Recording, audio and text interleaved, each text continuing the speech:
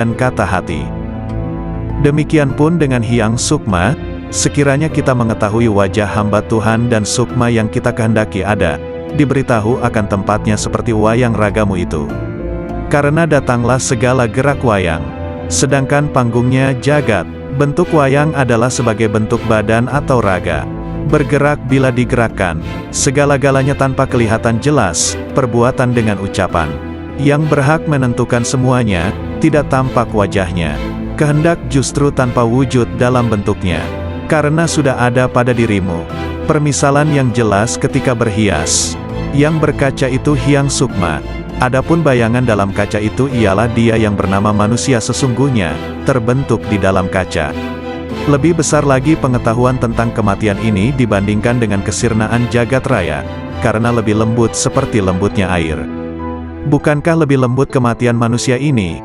Artinya lembut kesirnaan manusia, artinya lebih dari, karena menentukan segalanya. Sekali lagi artinya lembut ialah sangat kecilnya.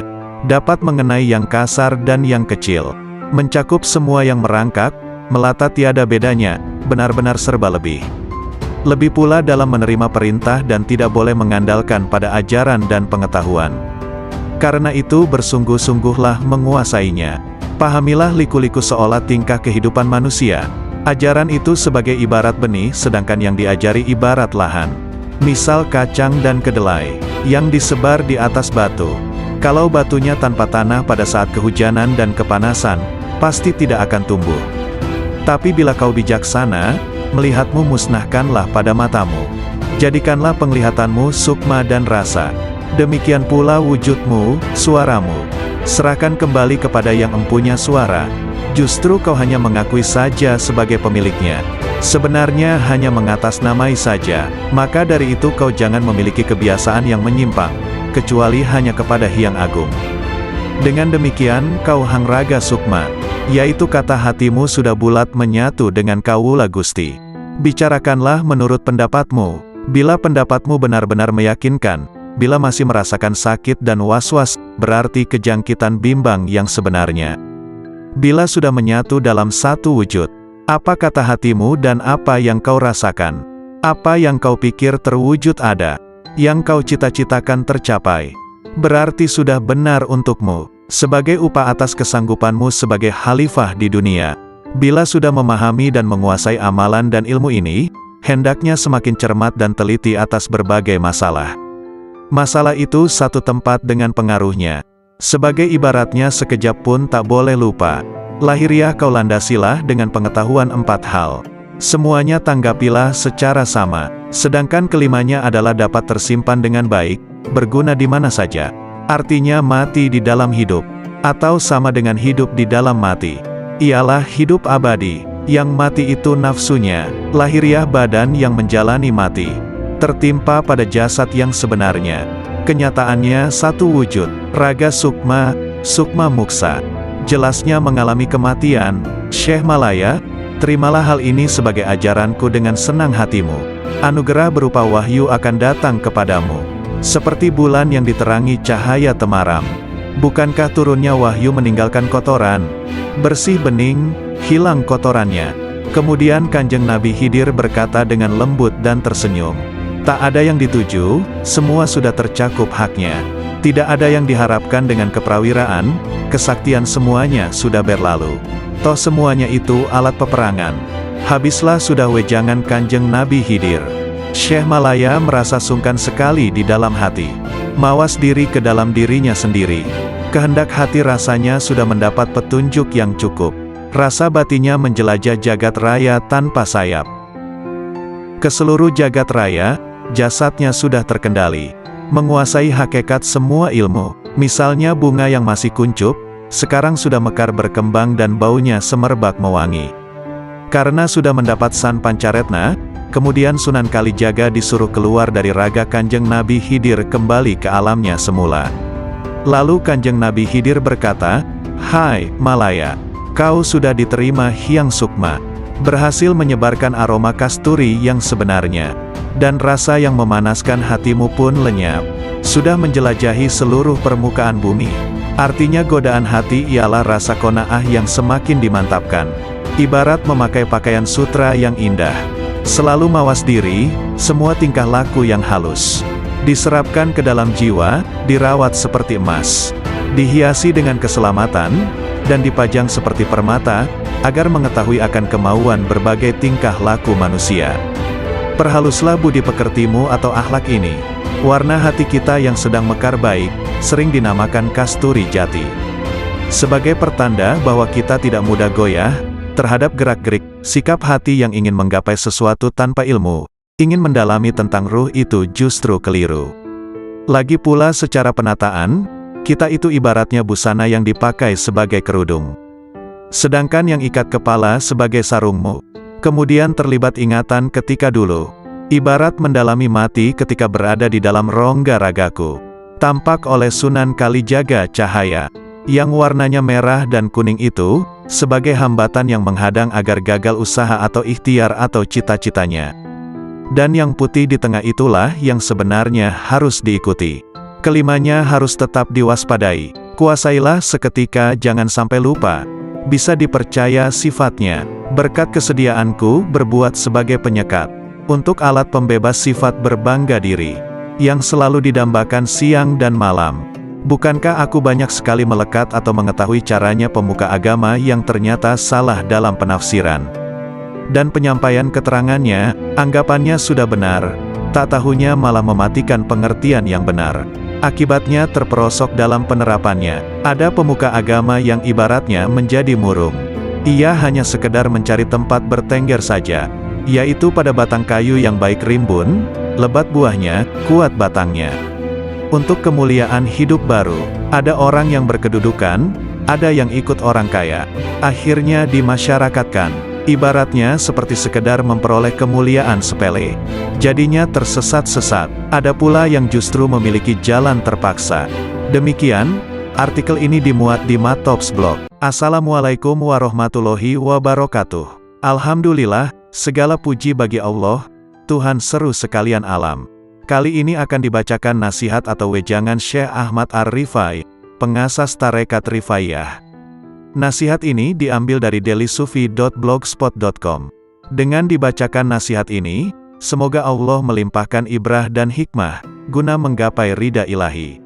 Musibah batin itu hijab. Sesungguhnya Nabi Shallallahu Alaihi Wasallam bersabda, perbuatan-perbuatan baik bisa menjaga serangan keburukan. Dan sesungguhnya sedekah rahasia itu bisa meniup api amarah Tuhan, dan sebenarnya silaturahim itu menambah usia dan menghapus kemiskinan. Hadis riwayat Tabrani.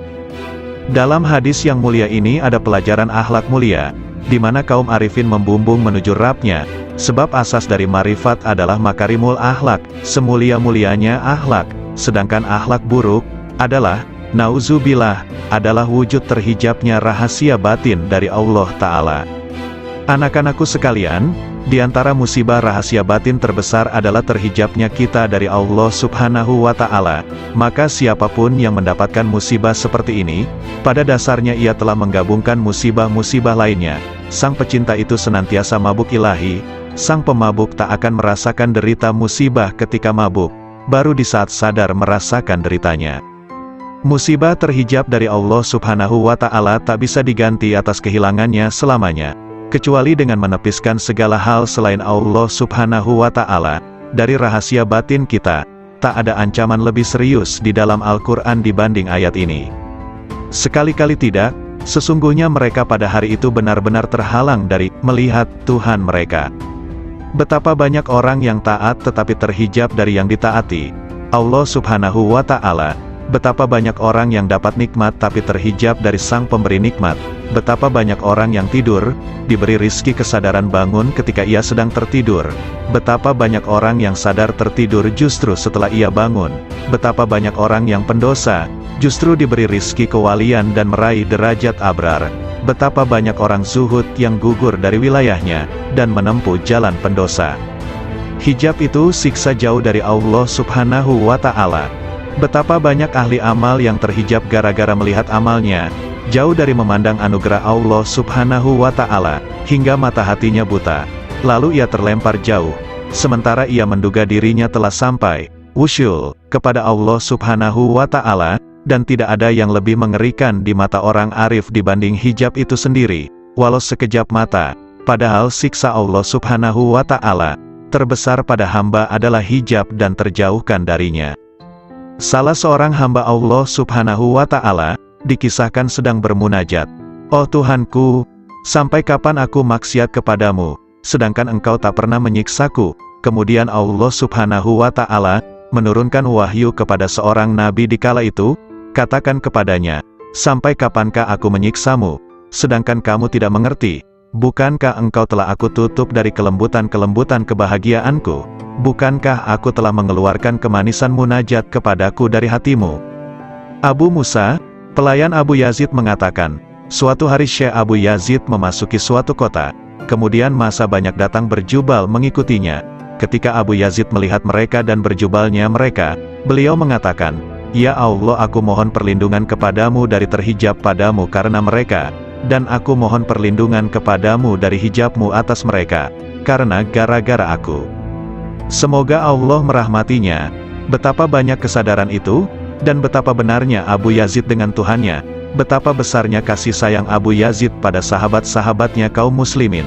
Ia menginginkan kebajikan dan pandangan yang benar bagi mereka, sebagaimana pada dirinya. Ingatlah, hai orang yang bergaul dengan massa, dan massa yang fanatik kepada Anda, hati-hati, betapa banyak ketukan-ketukan sandal di sekitar toko sirna dari kepalanya, betapa banyak hilang agamanya. Ya Allah selamatkan, ya Allah selamatkan. Manusia terbagi menjadi 4 golongan. 1. Ada orang yang hatinya memandang tajam, dengan pandangan cahaya yakin atas rahasia ciptaannya dan keparipurnaan kuasanya. 2. Ada orang yang akalnya tajam, memandang dengan cahaya kecerdasannya pada janji dan ancamannya. 3. Ada orang yang rahasia batinnya, sir, tajam, memandang setiap saat dengan cahaya marifat kepada Allah Subhanahu wa Ta'ala. 4. Ada orang yang dijadikan oleh Allah Subhanahu wa Ta'ala tertutup, tidak sama sekali bisa memandang, dan inilah yang disebut dalam ayat, "Dan siapa yang buta mata hatinya di dunia ini, maka di akhirat lebih buta dan lebih sesat jalannya." Ingatlah, orang kafir itu tertutup dari cahaya hidayah oleh kegelapan sesat. Ahli maksiat tertutup dari cahaya takwa oleh kegelapan alpa. Ahli ibadah tertutup dari cahaya taufik dan pertolongan Allah Ta'ala oleh kegelapan memandang ibadahnya. Bila Allah Subhanahu wa Ta'ala menghilangkan hijab-hijab ini, mereka akan memandang dengan mata cahaya menuju cahaya, maka pada saat itulah mereka terhijab dari segala hal selain Allah Subhanahu wa Ta'ala. Siapa yang memandang pada gerak dan perbuatannya ketika taat kepada Allah Ta'ala, pada saat yang sama ia telah terhijab dari sang empunya gerak dan perbuatan, dan ia jadi merugi besar. Siapa yang memandang sang empunya gerak dan tindakan, ia akan terhijab dari memandang gerak dan perbuatannya sendiri, sebab ketika ia melihat kelemahannya dalam mewujudkan tindakan dan menyempurnakannya, ia telah tenggelam dalam anugerahnya. Terkadang seseorang terhijab dari manisnya ibadah, melalui memandang ibadahnya. Terkadang seseorang terhijab dari kebenaran kehendak, karena memandang manisnya ekstase. Terkadang seseorang terhijab dari memandang Allah Subhanahu wa Ta'ala, Sang Pemberi Anugerah, karena memandang anugerah itu sendiri. An-Nasaj mengatakan, siapa yang memandang dirinya dalam ibadahnya, berarti tidak bisa bersih dari ujub. Siapa yang memandang makhluk, ia tak akan bersih dari riya. Siapa yang memandang taatnya, tak akan bersih dari tipu daya. Siapa yang memandang pahala tak akan pernah bersih dari hijab. Siapa yang memandang Rabb Ta'ala, maka itulah berada dalam posisi yang benar di sisi Tuhan di Raja yang kuasa. Abu Bakar bin Abdullah mengatakan, siapa yang sibuk dengan nuansa hikmah dan rahasia-rahasianya, maka ia akan terhijab dari hakikatnya, dan aku tak pernah diperlihatkan maksiat yang lebih bahaya ketimbang melupakan Allah Subhanahu wa Ta'ala dan penggantungan hati pada selain Allah Subhanahu wa Ta'ala. Setiap hasrat dan zikir pada selain Allah Ta'ala adalah hijab antara dirimu dengan Allah Subhanahu wa Ta'ala. Dalam hadis disebutkan, betapa banyak kebajikan yang dilakukan seseorang yang tak ada keburukan baginya, justru lebih berbahaya padanya dibanding keburukan itu sendiri, dan betapa banyak keburukan yang dilakukan seseorang yang tak ada kebajikan padanya sudah selesai. Aku heran kepada orang yang memerintahkan orang lain sedang ia sendiri tidak mengerjakan. Ia marah pada orang lain sedang ia sendiri melanggar. Ia benci untuk maksiat sedangkan ia melakukannya. Ia senang untuk ditaati sedangkan ia tidak taat pada Tuhannya. Ia mencaci yang lain dengan prasangka, sedangkan ia tak pernah mencaci dirinya dengan yakin. Hatim al-Asham mengatakan, aku heran kepada orang yang malu pada makhluk.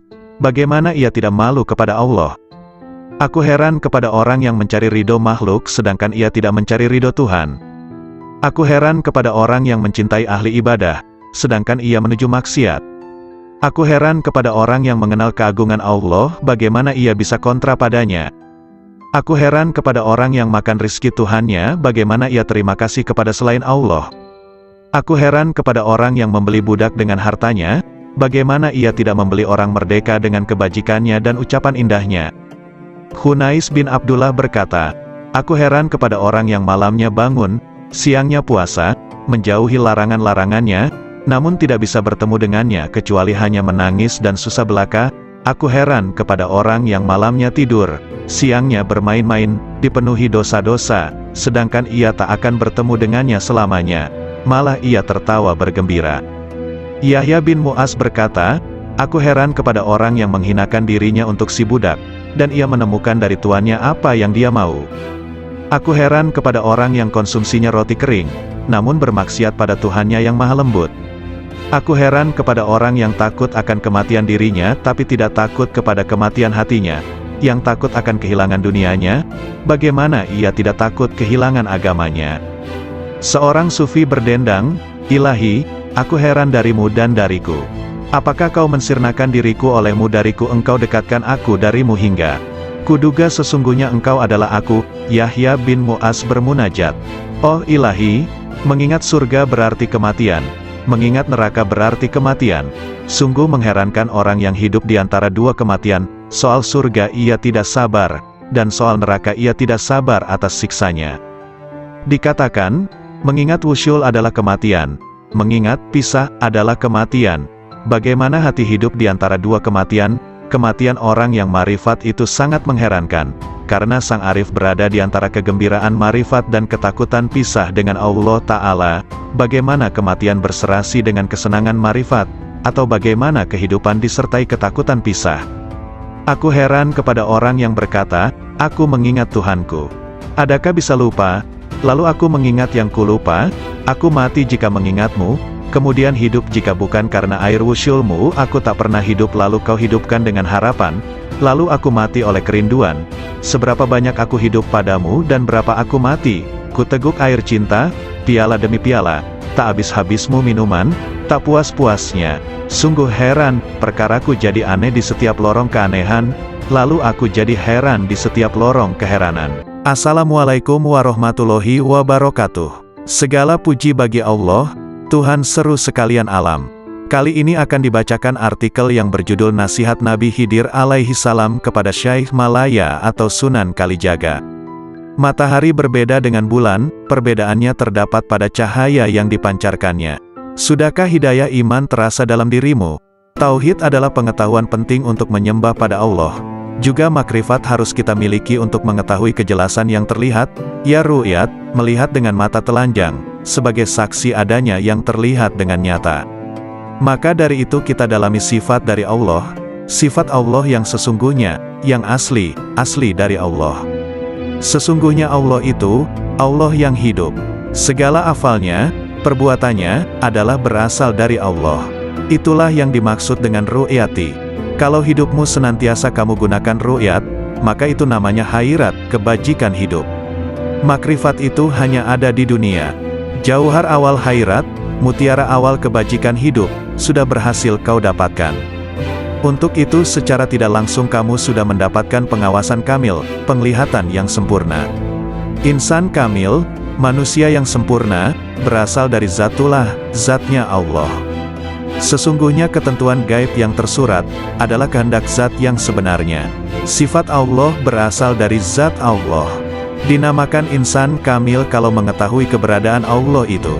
Bila mana tidak tertulis namamu di dalam nuket gaib insan kamil, itu bukan berarti tidak tersurat. Iya, itulah yang dinamakan puji budi. usaha yang terpuji. Berusaha memperbaiki hidup, akan menjadikan kehidupan nyawamu semakin baik. Serta badannya, akan disebut badan Muhammad, yang mendapat kesempurnaan hidup. Syekh Malaya berkata lemah lembut, mengapa sampai ada orang mati yang dimasukkan neraka? Mohon penjelasan yang sebenarnya. Kanjeng Nabi Khidir berkata dengan tersenyum manis, wahai Malaya, maksudnya begini, neraka jasmani juga berada di dalam dirimu sendiri, dan yang diperuntukkan bagi siapa saja yang belum mengenal dan meniru laku Nabiullah. Hanya ruh yang tidak mati. Hidupnya ruh jasmani itu sama dengan sifat hewan, maka akan dimasukkan ke dalam neraka. Juga yang mengikuti bujuk rayu iblis, atau yang mengikuti nafsu yang merajalela seenaknya tanpa terkendali, tidak mengikuti petunjuk Gusti Allah Subhanahu wa Ta'ala. Mengandalkan ilmu saja, tanpa memperdulikan sesama manusia keturunan Nabi Adam, itu disebut iman tadot. Ketahuilah bahwa umat manusia itu termasuk badan jasmanimu. Pengetahuan tanpa guru itu, ibarat orang menyembah tanpa mengetahui yang disembah. Dapat menjadi kafir tanpa diketahui, karena yang disembah kayu dan batu, tidak mengerti apa hukumnya, itulah kafir yang bakal masuk neraka jahanam. Adapun yang dimaksudkan Rat Idafi adalah sesuatu yang kelak tetap kekal sampai akhir nanti kiamat dan tetap berbentuk ruh yang berasal dari ruh Allah. Yang dimaksud dengan cahaya adalah yang memancar terang serta tidak berwarna, yang senantiasa menerangi hati penuh kewaspadaan yang selalu mawas diri atau introspeksi mencari kekurangan diri sendiri serta mempersiapkan akhir kematian nanti. Merasa sebagai anak Adam yang harus mempertanggungjawabkan segala perbuatan. Ruh idafi sudah ada sebelum tercipta. Syirik itu dapat terjadi, tergantung saat menerima sesuatu yang ada, itulah yang disebut jauhar ning. Keenamnya jauhar awal adalah mutiara ibaratnya. Mutiara yang indah penghias raga agar nampak menarik. Mutiara akan tampak indah menawan. Bermula dari ibarat ketujuh, dikala mendengarkan sabda Allah, maka ruh idafi akan menyesuaikan, yang terdapat di dalam zat Allah yang mutlak. Ruh serba pasrah kepada zatullah, itulah yang dimaksudkan ruh idafi. Jauhar awal itu pula, yang menimbulkan salat daim. Salat daim tidak perlu menggunakan air wudhu, untuk membersihkan hadas tidak disyaratkan. Itulah salat batin yang sebenarnya, diperbolehkan makan, tidur, syahwat maupun buang kotoran, demikianlah tadi cara salat daim. Perbuatan itu termasuk hal terpuji, yang sekaligus merupakan perwujudan syukur kepada Allah. Jauhar tadi bersatu padu menghilangkan sesuatu yang menutupi atau mempersulit mengetahui keberadaan Allah yang terpilih.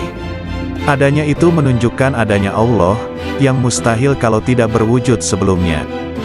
Kehidupan itu seperti layar dengan wayangnya, sedang wayang itu tidak tahu warna dirinya. Akibat junub sudah bersatu erat tetap bersih badan jisimmu. Adapun Muhammad badan Allah. Nama Muhammad tidak pernah pisah dengan nama Allah. Bukankah hidayah itu perlu diyakini? Sebagai pengganti Allah, dapat pula disebut utusan Allah. Nabi Muhammad juga termasuk badan mukmin atau orang yang beriman. Ruh mukmin identik pula dengan ruh idafi dalam keyakinanmu. Disebut iman maksum, kalau sudah mendapat ketetapan sebagai panutan jati. Bukankah demikian itu pengetahuanmu? Kalau tidak hidup begitu, berarti itu sama dengan hewan yang tidak tahu adanya sesuatu di masa yang telah lewat. Kelak, karena tidak mengetahui keislaman, maka matinya tersesat, kufur serta kafir badannya. Namun bagi yang telah mendapatkan pelajaran ini, segala permasalahan dipahami lebih seksama baru dikerjakan. Allah itu tidak berjumlah tiga, yang menjadi suri tauladan adalah Nabi Muhammad. Bukankah sebenarnya orang kufur itu mengingkari 4 masalah prinsip? Di antaranya bingung karena tiada pedoman manusia yang dapat diteladani. Kekafiran mendekatkan pada kufur kafir. Fahir dekat dengan kafir. Sebabnya karena kafir itu buta dan tuli, tidak mengerti tentang surga dan neraka. Fahir tidak akan mendekatkan pada Tuhan. Tidak mungkin terwujud pendekatan ini, tidak menyembah dan memuji, karena kekafirannya. Seperti itulah kalau fahir terhadap zatullah. Dan sesungguhnya Gusti Allah mematikan kefahiran manusia, kepastiannya ada di tangan Allah semata-mata. Adapun wujud zatullah itu, tidak ada satu makhluk pun yang mengetahui kecuali Allah sendiri. Ruh idafi menimbulkan iman. Ruh idafi berasal dari Allah yang Maha Esa, itulah yang disebut iman tauhid. Meyakini adanya Allah juga adanya Muhammad sebagai Rasulullah. Tauhid hidayah yang sudah ada padamu, menyatu dengan Tuhan yang terpilih. Menyatu dengan Gusti Allah, baik di dunia maupun di akhirat. Dan kamu harus menyatu bahwa Gusti Allah itu ada dalam dirimu. Ruh idafi ada di dalam dirimu. Makrifat itu sebutannya, hidupnya disebut syahadat, hidup tunggal di dalam hidup. Sujud ruku sebagai penghiasnya, ruku berarti dekat dengan Tuhan pilihan. Penderitaan yang selalu menyertai menjelang ajal tidak akan terjadi padamu. Jangan takut menghadapi sakaratil maut. Jangan ikut-ikutan takut menjelang pertemuanmu dengan Allah. Perasaan takut itulah yang disebut dengan sekarat. Ruh idafi tidak akan mati. Hidup mati, mati hidup. Akuilah sedalam-dalamnya bahwa keberadaanmu itu terjadi karena Allah itu hidup dan menghidupi dirimu, dan menghidupi segala yang hidup. Sastra alif, huruf alif, harus dimintakan penjelasannya pada guru. Jabar jernya pun harus berani susah payah mendalaminya. Terlebih lagi pengetahuan tentang kafir dan syirik. Sesungguhnya semua itu tidak dapat dijelaskan dengan tepat maksud sesungguhnya. Orang yang menjelaskan syariat itu berarti sudah mendapatkan anugerah sifat Gusti Allah. Sebagai sarana pengabdian hamba kepada Gusti Allah, yang menjalankan salat sesungguhnya raga. Raga yang salat itu terdorong oleh adanya iman yang hidup pada diri orang yang menjalankannya. Seandainya nyawa tidak hidup, maka lem tamsyur, maka tidak akan menolong semua perbuatan yang dijalankan. Secara yang tersurat, salat itu adalah perbuatan dan kehendak orang yang menjalankan, namun sebenarnya Allah lah yang berkehendak atas hambanya. Itulah hakikat dari Tuhan penciptanya. Ruh idafi berada di tangan orang mukmin. Semua ruh berada di tangannya, yaitu terdapat pada ruh idafi. Ruh idafi adalah sifat jamal, sifat yang bagus atau indah, keindahan yang berasal zatullah. Ruh idafi nama sebuah tingkatan, makom, yang tersimpan pada diri utusan Allah, Rasulullah. Syarat jisim latif, jasad halus itu, harus tetap hidup dan tidak boleh mati. Cahayanya berasal dari ruh itu, yang terus-menerus meliputi jasad, yang mengisyaratkan sifat jalal, sifat yang perkasa, dan sekaligus mengisyaratkan adanya sifat jamal, sifat keindahan. Jauhar awal mayit, mutiara awal kematian, itu memberi isyarat hilangnya diri ini. Setelah semua menemui kematian di dunia, maka akan berganti hidup di akhirat. Kurang lebih 3 hari perubahan hidup itu pasti terjadi. Asal mula manusia terlahir, dari adanya ayah, ibu serta Tuhan yang Maha Pencipta. Satu kelahiran berasal dari 3 asal lahir. Ya, itulah isyarat dari 3 hari. Setelah dititipkan selama 7 hari, maka dikembalikan kepada yang menitipkan, yang memberi amanat. Titipan itu harus seperti sedia kala. Bukankah tauhid itu sebagai sarana untuk makrifat? Titipan yang ke-30 hari, itu juga termasuk juga titipan, yang ada hanya kemiripan dengan yang 7 hari. Kalau menangis mengeluarkan air mata karena menyesali sewaktu masih hidup, seperti teringat semasa kehidupan itu berasal dari nur, yang mana cahayanya mewujudkan dirimu. Hal itulah yang menimbulkan kesedihan dan penyesalan yang berkepanjangan. Tak terkecuali siapapun yang merasakan itu semua, sebagaimana kamu mati, saya merasa kehilangan. Mati atau hilang bertepatan hari kematian yang ke-40 hari. Bagaimanakah yang lebih tepat untuk melukiskan persamaan sesama makhluk hidup secara keseluruhannya? Allah dan Muhammad semuanya berjumlah 1. 100 pun dapat dilukiskan seperti satu bentuk, seperti diibaratkan dengan adanya cahaya yang bersumber dari cahaya Muhammad yang sesungguhnya. Sama hal pada saat kamu memohon sesuatu, ruh jasad hilang di dalamnya, kehadirat Tuhan yang Maha Pemberi. Tepat pada hari ke-1000, tidak ada yang tertinggal. Kembalinya pada Allah sudah dalam keadaan yang sempurna. Sempurna seperti mula pertama dalam keadaan yang sempurna. Sempurna seperti mula pertama diciptakan. Syekh Malaya terang hatinya, mendengarkan pelajaran yang baru diterima dari gurunya Syekh Mahyuningrat Kanjeng Nabi Khidir. Syekh Malaya senang hatinya sehingga beliau belum mau keluar dari dalam tubuh Kanjeng Nabi Khidir. Syekh Malaya menghaturkan sembah, sambil berkata manis seperti gula madu. Kalau begitu hamba tidak mau keluar dari raga dalam Tuan. Lebih nyaman di sini saja yang bebas dari sengsara derita, tiada selera makan tidur, tidak merasa ngantuk dan lapar, tidak harus bersusah payah dan bebas dari rasa pegal dan nyeri. Yang terasa hanyalah rasa nikmat dan manfaat. Kanjeng Nabi Khidir memperingatkan, yang demikian tidak boleh kalau tanpa kematian. Kanjeng Nabi Khidir semakin iba kepada pemohon yang meruntuhkan hatinya. Kata Kanjeng Nabi Khidir, kalau begitu yang awas sajalah terhadap hambatan upaya.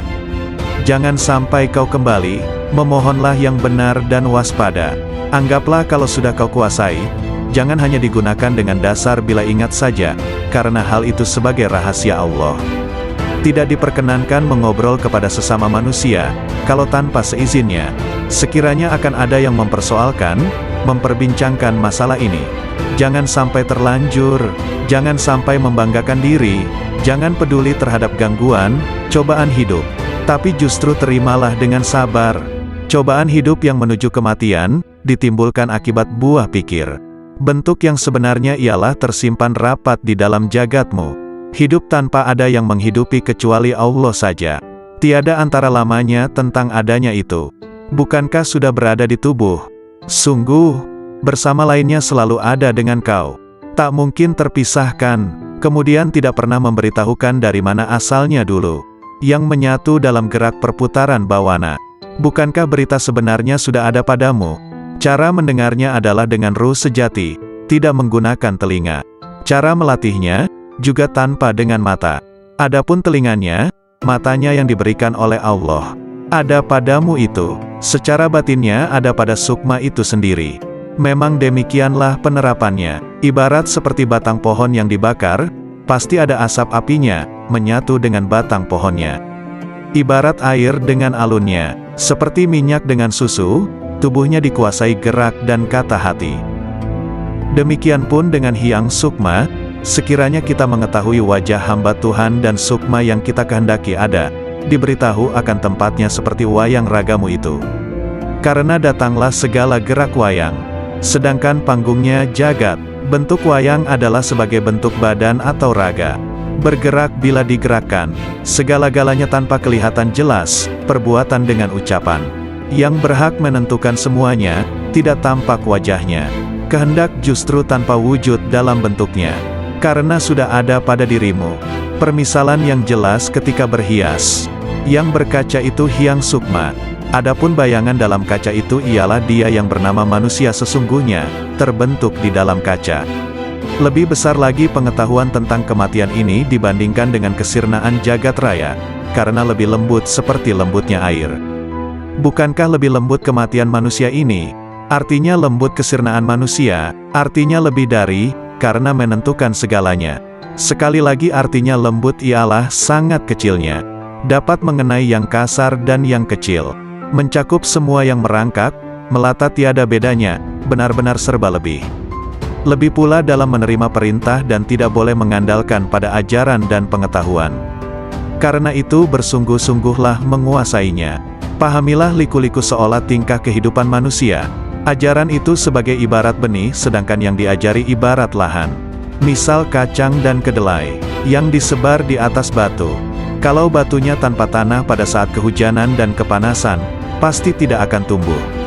Tapi bila kau bijaksana, melihatmu musnahkanlah pada matamu. Jadikanlah penglihatanmu sukma dan rasa. Demikian pula wujudmu, suaramu. Serahkan kembali kepada yang empunya suara.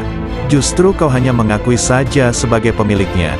Sebenarnya hanya mengatasnamai saja. Maka dari itu kau jangan memiliki kebiasaan yang menyimpang, kecuali hanya kepada Hyang Agung.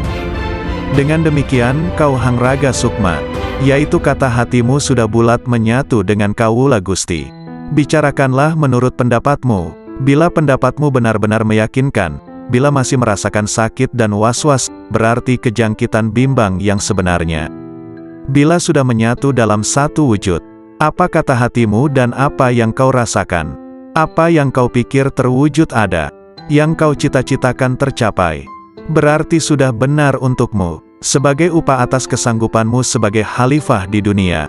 Bila sudah memahami dan menguasai amalan dan ilmu ini, hendaknya semakin cermat dan teliti atas berbagai masalah. Masalah itu satu tempat dengan pengaruhnya. Sebagai ibaratnya sekejap pun tak boleh lupa. Lahiriah kau landasilah dengan pengetahuan 4 hal.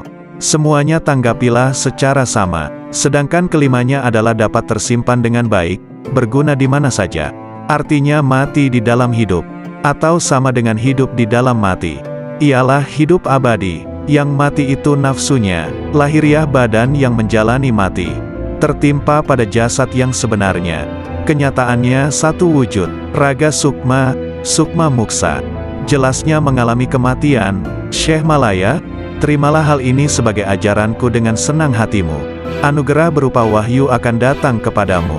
Seperti bulan yang diterangi cahaya temaram. Bukankah turunnya wahyu meninggalkan kotoran?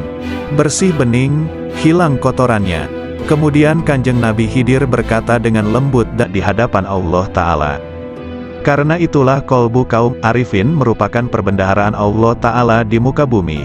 Di dalam kolbu itu ada titipan rahasianya, kelembutan hikmahnya, kelembutan cintanya, cahaya-cahaya ilmunya dan amanah kemarifatannya. Wacana kaum arifin senantiasa muncul dari musyahadah kalbunya, aksentuasi dari pengetahuan rahasia, dan penjelasan mengenai amalia batin, berupa penjelasan mengenai pemisahan perkara dengan wusyul, penjelasan faktor-faktor yang mengganggu hubungan dengan Allah Ta'ala, dan faktor-faktor yang mendorong menuju Allah Ta'ala. Faktor pendorong pada kepentingan makhluk, selain Allah, adalah dunia, nafsu dan makhluk itu sendiri. Sedangkan faktor yang mendorong kita menuju Allah Ta'ala adalah akal, yakin, dan marifat. Sebagaimana disebutkan dalam hadis, siapa yang mengenal dirinya maka ia mengenal Tuhannya, yakni siapa yang mengenal apa yang mesti dilakukan untuk dirinya, ia mengenal apa yang harus dilaksanakan untuk Tuhannya. Ungkapan para arifin berkisar pada 5 arah. 1. Bihi, bersama Allah. 2. Lahu, bagi Allah. 3. Minhu, dari Allah. 4. Ilaihi, menuju Allah. 5. Alaihi, bersandar pada Allah. Dalam ucapan mereka tidak ada kata seperti aku, sesungguhnya diriku, kami, bagiku dan denganku. Karena kata-kata mereka bersifat manunggal, fardaniyah. Geraknya adalah serba bergantung padanya. Somadaniyah, akhlak mereka senantiasa merupakan manifestasi robaniyah. Robaniyah, kehendak mereka adalah kemanunggalan, wahdaniyah. Isyarat mereka tidak akan dikenal kecuali oleh orang yang hatinya membara kepadanya, yang di dalamnya ada rahasia-rahasia tersembunyi, mutiara-mutiara suci, pancaran-pancaran cahaya, lautan kasih, kunci-kunci kegaiban rahasia, wadah kerinduan dan taman kemesraan. Yahya bin Mu'az mengatakan, hati itu seperti periuk, wadah ciduknya adalah lisan. Setiap lisan senantiasa menciduk apa yang ada di periuk hatinya. Abu Bakar Al-Wasiti ditanya tentang pendapatnya seputar ucapan ahli marifat, ia menjawab, gambaran tentang marifat seperti cahaya dalam lampu dan lampu itu digantung di dalam rumah, sepanjang lampu itu ada dalam rumah, sepanjang itu pula terang. Ketika pintu rumah dibuka, maka cahaya lampu itu akan menerangi halaman. Kalam kaum arifin senantiasa memancarkan cahaya kepada ahli cahaya, hingga air mata mereka meleleh, dan lisannya berzikir. Allah Ta'ala berfirman, bila mereka mendengarkan apa yang diturunkan kepada Rasul, kamu melihat air mata mereka meleleh, karena marifat mereka terhadap Allah, mereka mengatakan, oh Tuhan kami beriman dan catatlah kami bersama orang-orang yang menyaksikanmu. Metafor jiwa kaum arif seperti rumah, hatinya seperti lampu, minyaknya adalah rasa yakin, airnya dari kejujuran hati, pintalannya dari ikhlas, kacanya dari kebeningan dan kerelaan hati, dan gantungannya dari akal. Khauf itu adalah api dalam cahaya, sedangkan raja, harapan, adalah cahaya dalam api. Marifat seperti cahaya dalam cahaya. Lampu itu digantung di pintu lobang. Jika seorang arif membuka mulutnya, akan muncul hikmah dari dalam hatinya, mengalirlah cahaya hati lewat mulutnya, lalu cahaya itu membias kepada mereka yang siap disemai cahaya, lalu cahaya saling bergantungan dengan cahaya. Ada sebagian ucapan lebih dahsyat dibanding cahaya matahari, dan sebagian lebih gulita dibanding gelapnya malam. Kalam ahli marifat senantiasa adalah perbendaharaan Tuhan yang Maha Suci. di mana sumber-sumbernya adalah kolbu kaum arifin, di mana Allah memerintahkan agar menginfakkan cahaya itu kepada yang lain yang berhak menerimanya, dalam firman-Nya.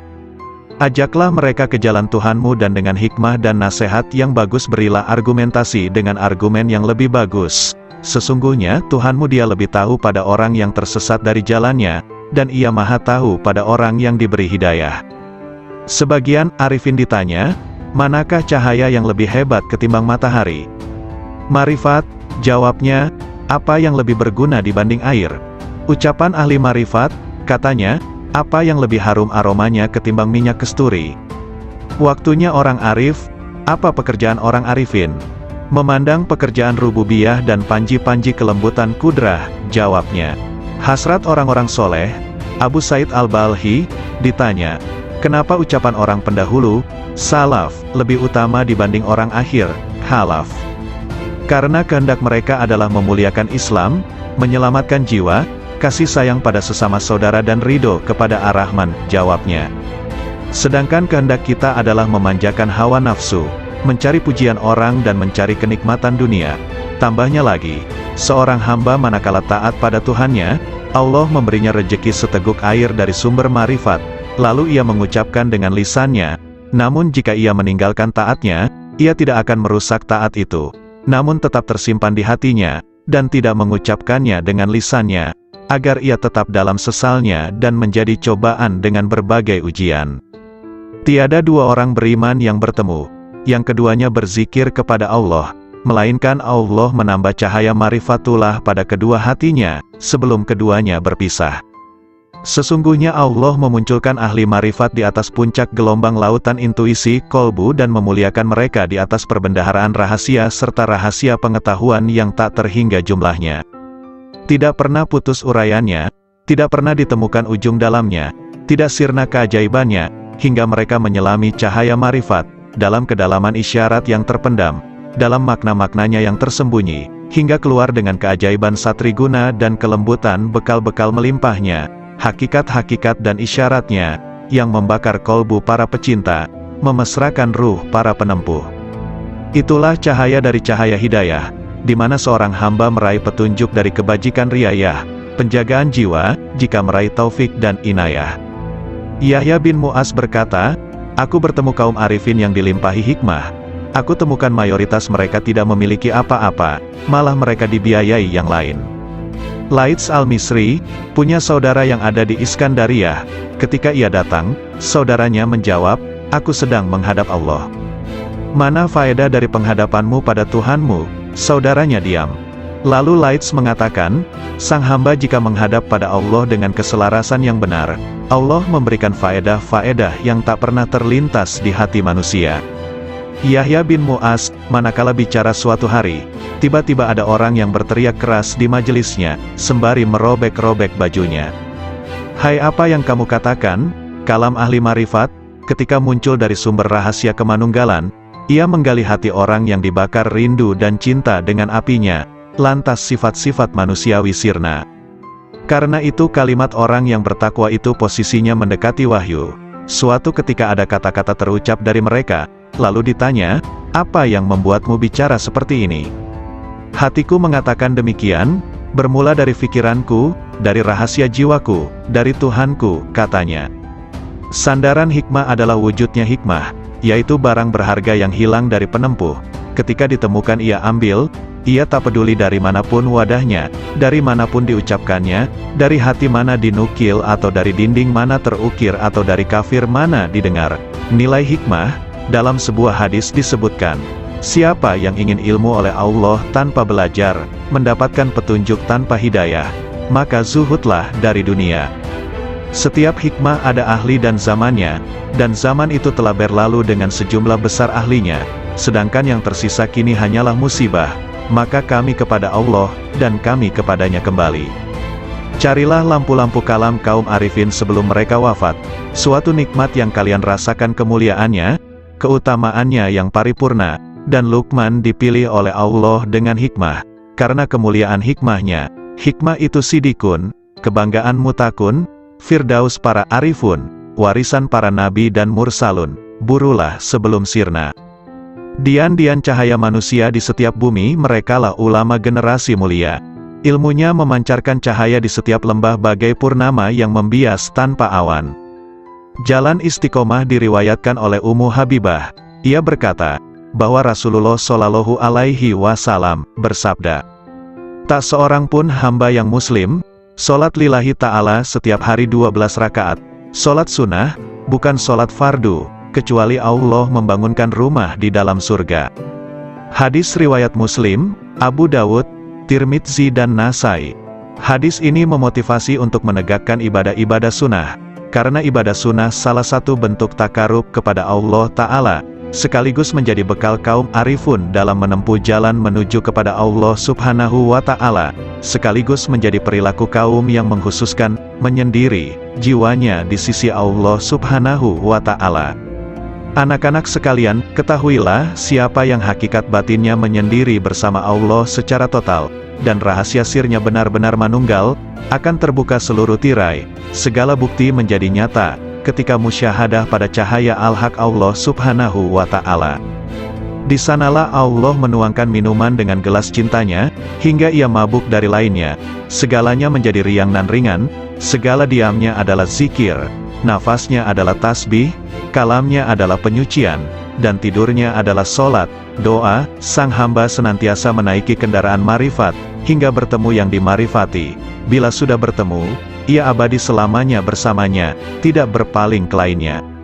Kolbu itu ibarat istana, dan marifat adalah rajanya, akal adalah menterinya yang punya departemen dan instrumen, lisan sebagai penerjemah, sedangkan rahasia batinnya dari Hazanah Ar-Rahman, masing-masing konsisten dengan posisinya, sedangkan arah seluruhnya adalah istiqomahnya sir bersama Allah Subhanahu wa Ta'ala.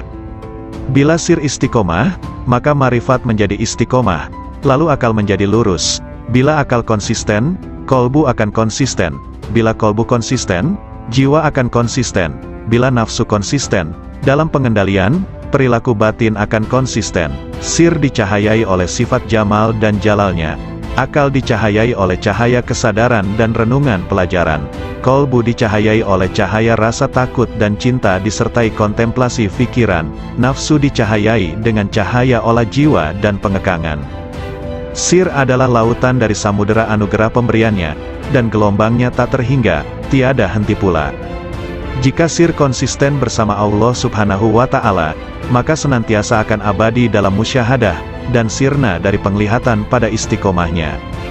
Perlu diketahui bahwa jalan istiqomah, konsistensi itu laksana tenda agung dari jalan akhirat, dan berjalan di tepinya lebih sulit dibanding jalan di tepian akhirat. Alam rahasia bisa menjadi tipu daya, karena Allah Subhanahu wa Ta'ala tidak suka pada hati hamba yang masih ada cinta pada yang lain selain Dia. Mereka tidak ingin sesuatu dari Allah kecuali Allah. Dalam sebagian kitabnya Allah Ta'ala berfirman, bila yang kesibukan jiwa hambaku lebih kepadaku dibanding yang lain, maka kujadikan nikmat dan hasrat ada dalam mencintaiku, dan aku singkapkan hijab antara diriku dengan dirinya. Ada seseorang sedang masuk dalam tempat Syekh Sari As-Sakati, lantas lelaki itu bertanya, manakah yang bisa mendekatkan pada Allah Ta'ala, hingga sang hamba bisa mendekat kepadanya? Maka As-Sari menangis, lalu berkata, orang seperti Anda ini masih bertanya seperti itu. Yang paling utama cara mendekatkan hamba kepada Allah Subhanahu wa Ta'ala, hendaknya Allah Subhanahu wa Ta'ala muncul di hatimu, dan Anda tidak mau sama sekali pada dunia dan akhirat, kecuali hanya padanya. Ibrahim bin Adham mengatakan, puncak dari hasrat dan citaku dalam hubunganku dengan Allah Ta'ala adalah, hendaknya Dia menjadikan diriku condong terus kepadanya, hingga aku tak memandang apapun selain Dia, dan aku tidak sibuk dengan siapapun selain sibuk dengannya. Aku tak peduli Dia jadikan diriku jadi debu, atau hilang sama sekali. Nabi Ibrahim pernah ditanya, dengan cara apa Anda dapatkan keakraban dengan Allah Ta'ala? Dengan memutuskan diriku hanya kepada Tuhanku, dan pilihanku kepadanya dibanding lainnya, serta aku tidak pernah makan kecuali bersama tamuku. Rabia Al-Basriyah mengatakan, oh Tuhanku, hasratku di dunia dan di akhirat nanti hanya mengingatmu, dan hasratku di akhirat dari akhirat hanya memandangmu, maka lakukanlah antara keduanya sekehendakmu. Abu Yazid Al-Bistami menegaskan, Rahasia batinku naik menuju Allah Subhanahu wa Ta'ala, lalu terbang dengan sayap marifat dengan cahaya kecerdasan di cakrawala wahdaniyah, kemahatunggalannya. Tiba-tiba nafsu menghadapku dan berkata, "Kemana kau pergi? Akulah nafsumu dan engkau harus bersamaku." Namun rahasia batinku, sir, sama sekali tidak menoleh padanya. Kemudian makhluk-makhluk lain menghadap sirku, mereka bertanya, "Kemana kau pergi? Kami adalah teman dan tempat curhatmu, engkau harus bersama kami, demi solidaritas padamu." Sirku sama sekali tidak menoleh. Lantas surga dengan segenap isinya menghadap sirku. Mereka bertanya, "Kemana engkau pergi? Engkau itu bagiku dan engkau harus di sini denganku." Maka sirku sama sekali tidak berpaling, lalu anugerah dan pemberian menghadapku, begitu juga karomah-karomah, hingga melewati kerajaannya, sampai pada kemah fardaniyah, ketunggalannya, lantas melampaui universalitas dan keakuan, hingga sirku sampai di hadapan Allah Subhanahu wa Ta'ala. Dialah yang kucari. Allah Subhanahu wa Ta'ala berfirman kepada Nabi Musa, "Wahai Musa, sesungguhnya orang yang menjumpaiku pasti tidak akan kembali dariku, dan tidak akan kembali kecuali dari jalan lurusku." Abul Abbas Nin Atta mengatakan, manakala akhirat muncul dalam diri hamba, dunia menjadi sirna di sisinya, sehingga sang hamba hanya menetap di negeri keabadian. Namun manakala sang hamba berada dalam penyaksian Allah Ta'ala, segala hal selain Allah Ta'ala sirna, dan hamba abadi bersama Allah Subhanahu wa Ta'ala. Ada lelaki di hadapan Abu Yazid, berkata, "Ada informasi sampai kepadaku bahwa engkau punya Ismul Azam, sangat senang jika engkau mengajariku." Abu Yazid menjawab, "Nama Allah itu tidak terbatas, namun kosongkan hatimu hanya bagi kemahaesaannya, meninggalkan berpaling pada selain Allah Ta'ala. Jika Anda bisa demikian, raihlah isem, nama, manapun yang kau kehendaki. Maka dengan isem itu Anda bisa pergi dari timur hingga barat, dalam sekejap dan Anda telah kembali." Zunnun al-Misri mengatakan, "Ketika aku naik haji, tiba-tiba ada anak muda mengatakan, 'Oh Tuhanku, aku telah mengumpulkan tebusanmu, dan engkau maha tahu, lalu apa yang engkau berlakukan pada mereka?' Lalu ku dengar suara, 'Tebusanku banyak, dan yang mencariku sedikit.'" Sebagian sufi ditanya, "Seberapakah antara Allah Subhanahu wa Ta'ala dan hambanya?" 4 langkah saja, 1 langkah meninggalkan dunia, 1 langkah meninggalkan makhluk, 1 langkah meninggalkan nafsu, dan 1 langkah meninggalkan akhirat, maka sang hamba sudah di hadapan Allah Subhanahu wa Ta'ala. Jawabnya. Sari berkata, "Siapa yang bangkit untuk taat kepada Allah Ta'ala tanpa ada yang lain, Allah akan memberi minuman dari mata air cinta darinya, dan dihantar menuju tempat yang benar." Sayyidina Ali karramallahu wajhah mengatakan, orang arif manakala keluar dari dunia tak ada pemandu maupun penyaksi di hari kiamat, tidak ada malaikat Ridwan di surga, juga tidak ada malaikat Malik di neraka. Beliau ditanya, "Lalu di mana sang arif dijumpai?" Di hadapan Allah yang Maha Diraja, di tempat yang benar. Ketika mereka bangkit dari kuburnya, mereka tidak bertanya-tanya, "Mana keluarga dan anakku? Mana Jibril dan Mikail? Mana surga dan pahala?" Namun justru berkata, "Manakah kekasihku dan kemesraan hatiku?" Kolbu kaum arifin punya mata yang memandang apa yang tak biasa dipandang manusia. Sedangkan lisannya berkata dengan rahasia batinnya munajat dari malaikat-malaikat mulia di sisinya yang mencatat sayap-sayap yang terbang tanpa bulu hinggap di sisi Rabbul Alamin. Lalu bagai gembalaan di taman suci menari dan meminum dari lautan para rasulnya, para hamba yang menuju kepadanya hingga mendekat, sampai bertemu dengannya. Di balik keajaiban kasih sayang, Rasulullah Shallallahu Alaihi Wasallam bersabda, "Orang yang memiliki kasih sayang, bakal disayang oleh Allah yang Maha Penyayang, yang Maha Memberi berkah dan Maha Luhur. Karena itu berikan kasih sayang kepada siapapun di muka bumi, maka yang di langit akan menyayangimu." Hadis riwayat Ahmad, Abu Dawud dan Tirmidzi. Dalam hadis yang mulia ini ada keajaiban yang luar biasa dari ilmu-ilmu dan rahasia Allah, di mana Al-Mustafa Nabi Muhammad Shallallahu Alaihi Wasallam memerintahkan adanya cinta dan kasih sayang terhadap semua makhluk di muka bumi, agar kasih sayang dari malaikat luhur di langit melimpah pula. Karena langit adalah jalan bagi turunnya kasih sayang ilahi, dan tempat sumber limpahan-limpahan alam cinta dan kasih sayang, sekaligus tempat hunian para malaikat yang dijadikan sebagai perantara rahasia-rahasia antara dirinya dan para makhluknya. Bila Allah melimpahkan rahmat dalam rahasia malaikat rizki, maka Allah memberikan pertolongan kepada pencari rizki. Bila Allah melimpahkan rahmat kepada rahasia pencatat amal, maka Allah memberikan kelupaan hamba terhadap keburukan-keburukan. Bila Allah melimpahkan pada rahasia malaikat rakib, maka Allah memberikan pertolongan dan kasih sayang. Kasih sayang adalah perilaku jiwa kaum arifin dan sekaligus menjadi miraj kalbunya menuju Tuhannya. Sedangkan hamba-hamba Allah yang arifin tadi merupakan pantulan manifestasi rahmat Tuhan semesta alam bagi para makhluknya, dan Dia adalah Maha Suci dan Maha Cinta dan Kasih. Anak-anak sekalian, bila kalian mewujudkan sifat kasih sayang kepada sesama makhluk, Anda pasti dirahmati. Jika Anda bermajlis dengan kaum arifin, pasti Anda sukses jiwamu. Jika Anda bertanya pada kaum yang penuh hikmah Rabbaniyah, pasti Anda mendapatkan pengetahuan. Segala sesuatu itu ada kuncinya.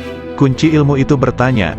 Jika tidak tahu, jika Anda bisa hendaklah bermajlis dengan kaum arifin, yang bisa Anda gali pengetahuan mereka dan hakikat rumusnya, kelembutan isyaratnya, maka sungguh Anda meraih keuntungan. Karena yang paling mulia di antara para ulama adalah ulama Robbaniyun, yang sangat agung dibanding siapapun di muka bumi selain Allah. Karena mereka ini adalah kekasih-kekasih Allah dan pengemban amanah rahasianya. Maka jagalah kehormatan mereka, gerakkan intuisi mereka dengan bertanya yang baik. Karena gejolak ombak dari intuisi kaum arifin itu tidak akan pernah sirna keajaibannya.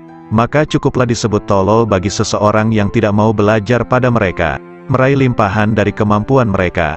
Padahal Allah Subhanahu wa Ta'ala telah berfirman, bertanyalah kepada ahli zikir manakala kalian tidak tahu. Nabi Shallallahu Alaihi Wasallam juga bersabda, bermajlislah dengan orang-orang yang berjiwa besar dan bertanyalah kepada para ulama dan bergaulah dengan para ahli hikmah ilahiyah. Dan Nabi Musa, wahai Musa, sesungguhnya orang yang menjumpaiku pasti tidak akan kembali dariku, dan tidak akan kembali kecuali dari jalan lurusku.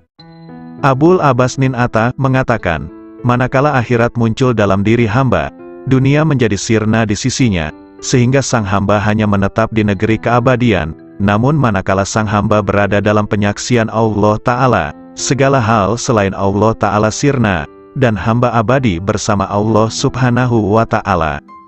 Ada lelaki di hadapan Abu Yazid, berkata, ada informasi sampai kepadaku bahwa engkau punya Ismul Azam, sangat senang jika engkau mengajariku. Abu Yazid menjawab, nama Allah itu tidak terbatas, namun kosongkan hatimu hanya bagi kemahaesaannya, meninggalkan berpaling pada selain Allah Ta'ala. Jika Anda bisa demikian, raihlah isem, nama, manapun yang kau kehendaki, maka dengan isem itu Anda bisa pergi dari timur hingga barat, dalam sekejap dan Anda telah kembali. Zunnun al-Misri mengatakan, ketika aku naik haji, tiba-tiba ada anak muda mengatakan, oh Tuhanku, aku telah mengumpulkan tebusanmu, dan engkau maha tahu, lalu apa yang engkau berlakukan pada mereka? Lalu ku dengar suara, tebusanku banyak, dan yang mencariku sedikit. Sebagian sufi ditanya, seberapakah antara Allah Subhanahu wa Ta'ala dan hambanya? 4 langkah saja, 1 langkah meninggalkan dunia, 1 langkah meninggalkan makhluk, 1 langkah meninggalkan nafsu, dan 1 langkah meninggalkan akhirat, maka sang hamba sudah di hadapan Allah Subhanahu wa Ta'ala. Jawabnya, Sari berkata, siapa yang bangkit untuk taat kepada Allah Ta'ala tanpa ada yang lain, Allah akan memberi minuman dari mata air cinta darinya, dan dihantar menuju tempat yang benar. Sayyidina Ali karramallahu wajhah mengatakan, orang arif manakala keluar dari dunia tak ada pemandu maupun penyaksi di hari kiamat, tidak ada malaikat Ridwan di surga, juga tidak ada malaikat Malik di neraka. Beliau ditanya, lalu di mana sang arif dijumpai? Di hadapan Allah yang Maha Diraja, di tempat yang benar. Ketika mereka bangkit dari kuburnya, mereka tidak bertanya-tanya, mana keluarga dan anakku, mana Jibril dan Mikail, mana surga dan pahala, namun justru berkata, manakah kekasihku dan kemesraan hatiku? Kolbu kaum arifin punya mata yang memandang apa yang tak biasa dipandang manusia. Sedangkan lisannya berkata dengan rahasia batinnya munajat dari malaikat-malaikat mulia di sisinya yang mencatat sayap-sayap yang terbang tanpa bulu hinggap di sisi Rabbul Alamin. Lalu bagai gembalaan di taman suci menari dan meminum dari lautan para rasulnya para hamba yang menuju kepadanya hingga mendekat, sampai bertemu dengannya. Di balik keajaiban kasih sayang Rasulullah Shallallahu Alaihi Wasallam bersabda, orang yang memiliki kasih sayang, bakal disayang oleh Allah yang Maha Penyayang, yang Maha Memberi berkah dan Maha Luhur. Karena itu berikan kasih sayang kepada siapapun di muka bumi, maka yang di langit akan menyayangimu. Hadis riwayat Ahmad, Abu Dawud dan Tirmidzi. Dalam hadis yang mulia ini ada keajaiban yang luar biasa dari ilmu-ilmu dan rahasia Allah, di mana Al-Mustafa Nabi Muhammad Shallallahu Alaihi Wasallam memerintahkan adanya cinta dan kasih sayang terhadap semua makhluk di muka bumi, agar kasih sayang dari malaikat luhur di langit melimpah pula. Karena langit adalah jalan bagi turunnya kasih sayang ilahi, dan tempat sumber limpahan-limpahan alam cinta dan kasih sayang, sekaligus tempat hunian para malaikat yang dijadikan sebagai perantara rahasia-rahasia antara dirinya dan para makhluknya. Bila Allah melimpahkan rahmat dalam rahasia malaikat rizki, maka Allah memberikan pertolongan kepada pencari rizki. Bila Allah melimpahkan rahmat kepada rahasia pencatat amal, maka Allah memberikan kelupaan hamba terhadap keburukan-keburukan. Bila Allah melimpahkan pada rahasia malaikat rakib, maka Allah memberikan pertolongan dan kasih sayang. Kasih sayang adalah perilaku jiwa kaum arifin dan sekaligus menjadi miraj kalbunya menuju Tuhannya. Sedangkan hamba-hamba Allah yang arifin tadi merupakan pantulan manifestasi rahmat Tuhan semesta alam bagi para makhluknya, dan Dia adalah Maha Suci nan Maha Cinta dan Kasih. Anak-anak sekalian, bila kalian mewujudkan sifat kasih sayang kepada sesama makhluk, Anda pasti dirahmati. Jika Anda bermajlis dengan kaum arifin, pasti Anda sukses jiwamu. Jika Anda bertanya pada kaum yang penuh hikmah Rabbaniyah, pasti Anda mendapatkan pengetahuan. Segala sesuatu itu ada kuncinya. Kunci ilmu itu bertanya, jika tidak tahu, jika Anda bisa hendaklah bermajlis dengan kaum arifin, yang bisa Anda gali pengetahuan mereka dan hakikat rumusnya, kelembutan isyaratnya, maka sungguh Anda meraih keuntungan. Karena yang paling mulia di antara para ulama adalah ulama Robbaniyun, yang sangat agung dibanding siapapun di muka bumi selain Allah. Karena mereka ini adalah kekasih-kekasih Allah dan pengemban amanah rahasianya. Maka jagalah kehormatan mereka, gerakkan intuisi mereka dengan bertanya yang baik. Karena gejolak ombak dari intuisi kaum arifin itu tidak akan pernah sirna keajaibannya. Maka cukuplah disebut tolol bagi seseorang yang tidak mau belajar pada mereka, meraih limpahan dari kemampuan mereka, padahal Allah Subhanahu wa Ta'ala telah berfirman, bertanyalah kepada ahli zikir manakala kalian tidak tahu. Nabi Shallallahu Alaihi Wasallam juga bersabda, bermajlislah dengan orang-orang yang berjiwa besar dan bertanyalah kepada para ulama dan bergaulah dengan para ahli hikmah ilahiyah. Adab pencari ilmu. Zunnun al-Misri berkata, ada seorang tokoh di Maroko diceritakan sifat-sifatnya padaku, hingga akhirnya aku menempuh perjalanan ke sana. Selama 40 hari aku diam di sana, namun aku tidak mendapatkan pengetahuan apa-apa. Saya tahu tokoh itu sangat sibuk dengan Tuhannya, padahal aku pun juga tidak pernah sedikit pun mengurangi rasa hormatku. Suatu hari ia melihatku. Dari mana seorang pengembara ini? Tanyanya. Aku ceritakan perjalananku dan sebagian kondisi jiwaku. Apa yang membuat Anda kemari? Saya ingin menggali ilmu Anda, kataku. Takwalah kepada Allah dan pasrahlah kepadanya, karena Dia adalah yang maha memelihara nan maha terpuji, katanya kemudian diam begitu lama. Mohon ditambah lagi bagiku, semoga Allah merahmatimu. Saya ini orang yang sangat asing, dan datang dari negeri yang jauh. Aku ingin bertanya banyak hal yang bergolak di batinku. Anda ini pelajar, seorang ulama atau peneliti? Tanyanya padaku. Saya ini pelajar yang sangat butuh pengetahuan. Nah, Anda sebaiknya tetap di posisi Anda sebagai pelajar. Jagalah adab dan jangan melampaui batas. Sebab jika Anda melampaui batas adab tadi malah rusak manfaatnya. Para cendekiawan itu dari kalangan para ulama. Sedangkan para arifun itu dari kaum sufi yang menempuh jalan kebenaran dan menempuh segala jerih payah kesusahan.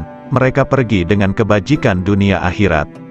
Semoga Allah memberikan rahmat padamu, kapankah seorang hamba sampai pada tahap yang Anda ungkapkan sifatnya itu? Tanyaku lagi. Jika ia telah keluarkan hatinya dari sebab akibat duniawi. Kapan seorang hamba bisa demikian? Jika ia telah keluar dari merasa bisa berdaya dan berupaya. Apakah pangkal akhir seorang arif itu? Jika semuanya seperti tiada ketika semuanya ada. Kapan sampai pada martabat sidikin? Jika sudah mengenal dirinya. Kapan mengenal dirinya?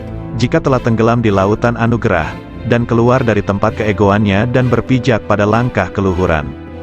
Kapan sampai pada sifat-sifat itu? Bila ia duduk di kapal ketunggalan. Apa kapal ketunggalan itu? Menegakkan ubudiyah yang benar. Lalu kebenaran ubudiyah itu yang bagaimana? Beramal hanya bagi Allah Ta'ala, dan ridho terhadap ketentuan Allah. Kalau begitu berilah aku wasiat kepadamu, agar terus bersama Allah. Lagi, cukup Abdul Wahid bin Zaid mengisahkan, suatu hari aku bertemu dengan seseorang ketika di perjalananku, ia memakai baju dari bulu. Aku ucapkan salam padanya. Semoga Allah merahmatimu, aku ingin bertanya suatu hal. Silakan, hari-hari telah lewat dan nafas itu dihitung dan dibatasi, sedangkan Allah terus-menerus mendengar dan melihat. Apakah pangkal takwa itu? Sabar bersama Allah Ta'ala, jawabnya. Sabar itu pangkalnya apa? Tawakal pada Allah. Pangkal tawakal, memutuskan diri hanya bagi Allah. Pangkal memutuskan diri hanya bagi Allah, menyendiri bersama Allah.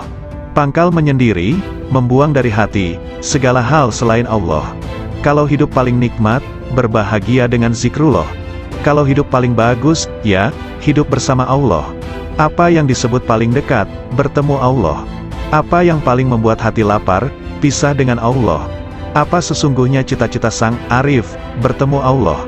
Kalau tanda-tanda pecinta Allah itu, mencintai zikrullah. Apakah mesra berbahagia dengan Allah itu, meneguhkan rahasia jiwa bersama Allah. Apakah pangkal kepasrahan diri itu, menyerahkan diri total terhadap perintah Allah. Lalu pangkal menyerahkan diri total, mengingat pertanggungjawaban di hadapan Allah. Apakah kegembiraan paling agung, husnuzon kepada Allah? Kalau manusia paling agung, manusia yang merasa puas jiwanya pada Allah. Lalu siapa manusia paling kuat? Orang yang meraih kekuatan bersama Allah. Kalau orang yang bangkrut itu siapa? Orang yang rela pada selain Allah.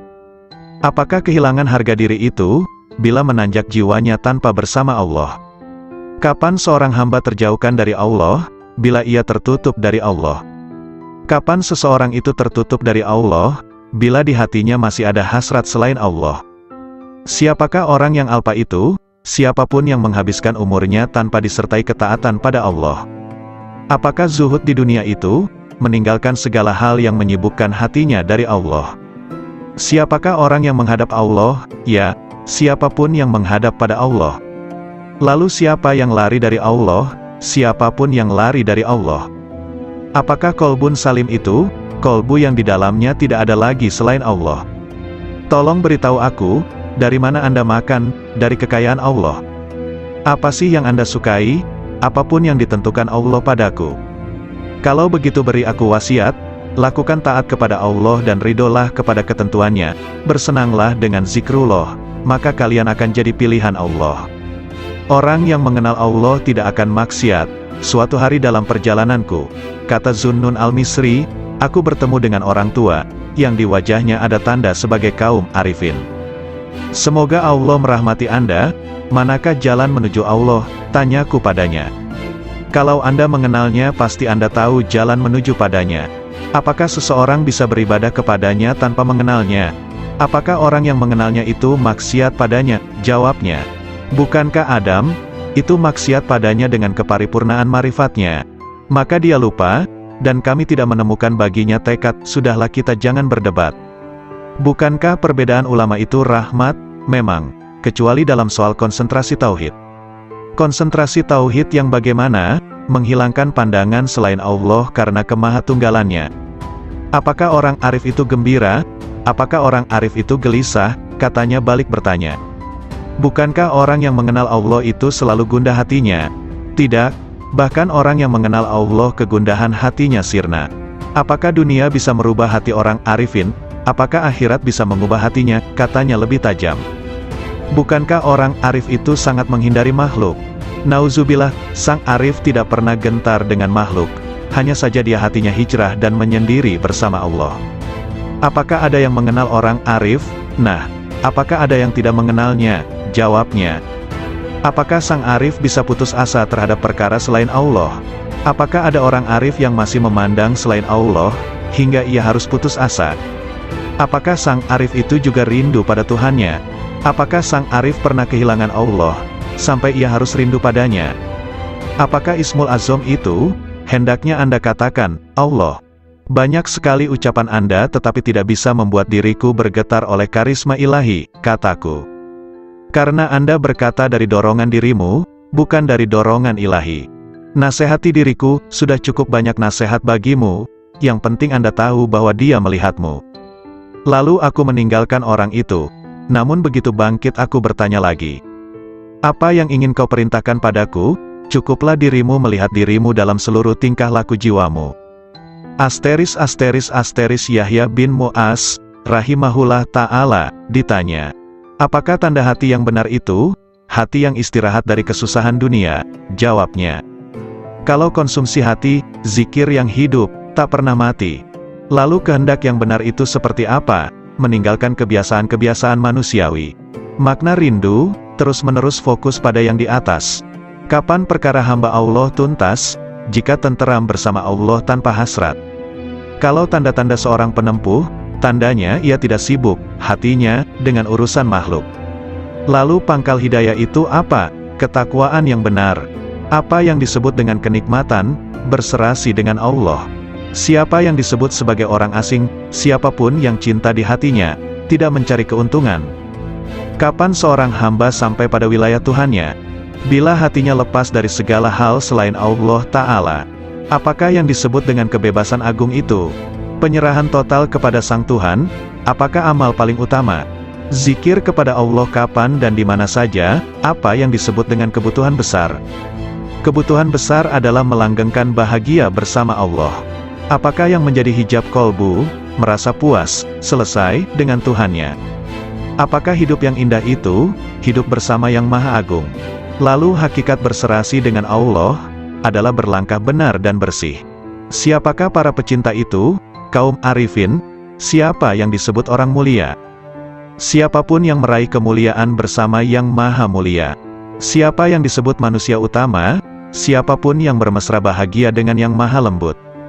Siapa yang disebut orang alpa? Siapapun yang menyia-nyiakan usianya. Apakah yang disebut dunia? Segala hal yang membuat Anda lupa pada Allah. Memang benar, sumber kemarifatan adalah kolbu, karena firman Allah Ta'ala. Sesungguhnya syiar itu dari ketakwaan kolbu, sedangkan sumber musyahadah adalah kedalaman kolbu, karena firman-Nya. Kedalaman kolbu tak pernah dusta terhadap apa yang dilihatnya. Sumber cahaya adalah dada, karena firman-Nya, bukankah orang yang dilapangkan dadanya oleh Allah terhadap Islam, maka dialah yang mendapatkan cahaya dari Tuhannya. Dan segala cinta yang semakin bertambah, senantiasa menambah rasa cinta kita kepada Rasulullah Shallallahu Alaihi Wasallam, dan para wali-walinya. Derajat Arifin, riwayat dari Irman bin Hashim, bahwa sesungguhnya Rasulullah Shallallahu Alaihi Wasallam bersabda, dari umatku bakal masuk surga 70.000 orang tanpa hisab. Mereka bertanya, siapakah mereka itu wahai Rasulullah? Rasulullah Shallallahu Alaihi Wasallam bersabda, mereka itu adalah orang yang tidak pernah melakukan ruqyah, tidak pernah meramal, tidak pernah berbekam, dan mereka senantiasa tawakal kepada Allah. Hadis riwayat Muslim. Rasulullah Shallallahu Alaihi Wasallam memposisikan ramalan di urutan kedua, setelah berupaya untuk tidak berobat yang merupakan derajat murni sejati, yang tergolong ahli fana, dan mereka senantiasa dalam kehendak Allah Subhanahu wa Ta'ala. Semoga Allah melimpahkan rahmat kepada mereka. Namun betapa sedikit jumlah mereka dalam setiap periode, karena derajat mereka adalah mewujudkan hakikat tawakal kepada Allah Subhanahu wa Ta'ala. Kepasrahan total yang meliputi seluruh instrumen sebab akibat dan kehendak. Merekalah kaum arifin billah yang sesungguhnya. Semoga Allah meridhoi mereka. Amboi, jika orang alim itu terbagi dua. Satu golongan yang membuatku terbebas dari keraguan. 2. Satu golongan yang menggunting-gunting diriku dari gunting neraka, tak lebih dan tak kurang mereka itu, di mataku. Anak-anak sekalian, ketahuilah orang arif kepada Allah Subhanahu wa Ta'ala dengan marifat yang benar, senantiasa terhanguskan hasratnya di bawah keceriaan dalam wahdaniyahnya, dan tak ada keceriaan mulai dari arasy sampai muka bumi yang lebih besar ketimbang kegembiraan marifat kepada Allah Subhanahu wa Ta'ala. Surga seisinya itu dibanding sisi kegembiraan mereka kepada Allah Subhanahu wa Ta'ala, nilainya sangat kecil, lebih kecil dibanding atom, ketika mereka tahu bahwa marifat adalah kegembiraan paling agung dari segala kegembiraan manapun. Siapa yang bertemu Allah Subhanahu wa Ta'ala, maka mana yang tak bisa ditemukan, kesibukan apalagi yang akan dilakukan setelah bertemu dengannya, bukankah melihat selain Allah itu tak lebih dari keliaran nafsu belaka, hasrat yang rendah, dan minimnya marifat kepada Allah Ta'ala? Adakah pakaian yang lebih baik dibanding baju Islam? Apakah ada mahkota yang lebih agung ketimbang mahkota marifat? Atau adakah hamparan yang lebih mulia ketimbang hamparan taat? Allah Subhanahu wa Ta'ala berfirman, katakan, dengan karunia Allah dan dengan rahmatnya, maka dengan karunia dan rahmat itulah kalian semua bergembira. Dalam sebagian munajatnya Ibrahim bin Adham mengatakan, Ilahi, Engkau maha tahu surga dan seisinya, rasanya tak melintas padaku walau sesayap nyamuk setelah Engkau beri aku marifat kepadamu, dan kemesraanku kepadamu, dan Engkau telah membuatkan mencurah untuk tafakur atas keagunganmu, serta Engkau telah menjanjikan padaku untuk memandang wajahmu. Memang, sesungguhnya derajat terendah kaum arifin itu, manakala Allah memasukkannya ke dalam neraka yang diliputi azab, maka hatinya malah tambah cinta kepadanya, semakin mesra sukacita padanya, dan semakin rindu kepadanya. Ibnu Sirin berkata, jika aku harus memilih antara surga dan sholat 2 rakaat, aku memilih sholat 2 rakaat, karena dalam 2 rakaat ada ridhonya Allah Subhanahu wa Ta'ala, takarub kepadanya, sedang dalam surga yang ada kesenangan nafsu dan kesenangan manusia.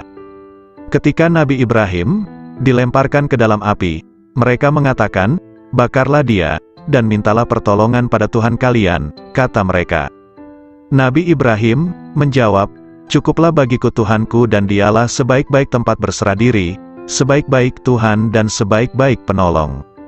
Kemudian Allah Subhanahu wa Ta'ala berfirman, wahai api jadilah dirimu dingin sejuk dan menyelamatkan atas Ibrahim. Berserah diri diriwayatkan, ketika Allah Subhanahu wa Ta'ala berfirman kepada Nabi Ibrahim, wahai Ibrahim, engkaulah sahabat dekatku, dan aku sahabat dekatmu. Maka jangan berpaling dariku, yang menyebabkan putusnya hubungan kesahabatan antara diriku dan dirimu, karena orang yang benar-benar mengaku sahabat dekatku jika dibakar oleh api, hatinya sama sekali tidak bergeser dariku, karena menghormati kebesaranku. Allah Subhanahu wa Ta'ala juga menyebutkan dalam Al-Quran, ketika Tuhannya berkata kepada Ibrahim, Islamlah, Ibrahim menjawab, aku Islam kepada Tuhannya semesta alam. Allah Subhanahu wa Ta'ala mengetahui kepasrahan totalnya, Islam, sampai kemudian ia dilempar dalam api. Abu Abdullah bin Muqatil bermunajat, Ilahi, janganlah engkau masukkan diriku ke dalam neraka, karena api pun bisa menjadi dingin padaku karena cintaku kepadamu. Abu Ayyub As-Sikhtiyani berkata, neraka itu ditakuti bagi mereka yang lupa akan Tuhannya, lalu dikatakan pada mereka yang lupa itu, rasakan semua atas kelalaianmu dalam pertemuan harimu ini, dengan segenap balasan amalnya. Abu Hafs menegaskan, saya sangat khawatir atas marifat sebagian orang, yang sudah ditulis di jubah mereka, orang-orang merdekanya Allah setelah dikeluarkan dari neraka, namun mereka memohon agar tanda tulisan itu dihapus dari mereka. Jika aku jadi mereka, aku sangat memohon agar tanda itu ditulis di seluruh anggota badanku, dan membuatku cukup bangga, akulah dari golongan orang yang dimerdekakan dari neraka. Menurutku, apa yang diraih ahli surga dalam syurganya adalah Rob Ta'ala, kedekatan padanya, dan memandangnya serta mendengarkan kalamnya. Ingat istri Fir'aun ketika bermunajat, Tuhanku, bangunkan rumah bagiku di sisimu dalam surga. Sebagaimana disebutkan, tetangga dulu, baru rumah. Ibrahim bin Adham mengatakan, aku sangat malu jika tujuan utamaku adalah makhluk, Padahal Allah Subhanahu wa Ta'ala telah berfirman kepada sebagian para nabinya, siapa yang berkehendak pada kami, ia tak ingin selain diri kami. Sebagian Syekh Sufi mengatakan, aku pernah melihat seorang pemuda di Masjidil Haram sedang dalam kondisi menderita dan kelaparan. Saya sangat kasihan padanya. Aku punya 100 dinar dalam kantong. Lalu kudekati dia, hai sayang, ini buat kebutuhan-kebutuhanmu. Pemuda itu tidak menoleh sama sekali padaku, dan aku terus mendesaknya. Pemuda itu berkata, hai Syekh, dinar ini sesuatu yang tidak bisa aku jual dengan surga dan seisinya. Surga itu negeri keagungan, asal sumber keteguhan dan keabadian, bagaimana aku menjualnya dengan harga yang hina? Abu Musa Ad-Dailabi, pelayan Abu Yazid, semoga Allah merahmati keduanya, berkata, aku pernah mendengar seorang syekh di Bistam mengatakan, aku bermimpi, sepertinya Allah Subhanahu wa Ta'ala berfirman, kalian semua sedang mencari sesuatu dariku, selain Abu Yazid, sesungguhnya dia mencariku dan menghendakiku, dan aku pun menghendakinya.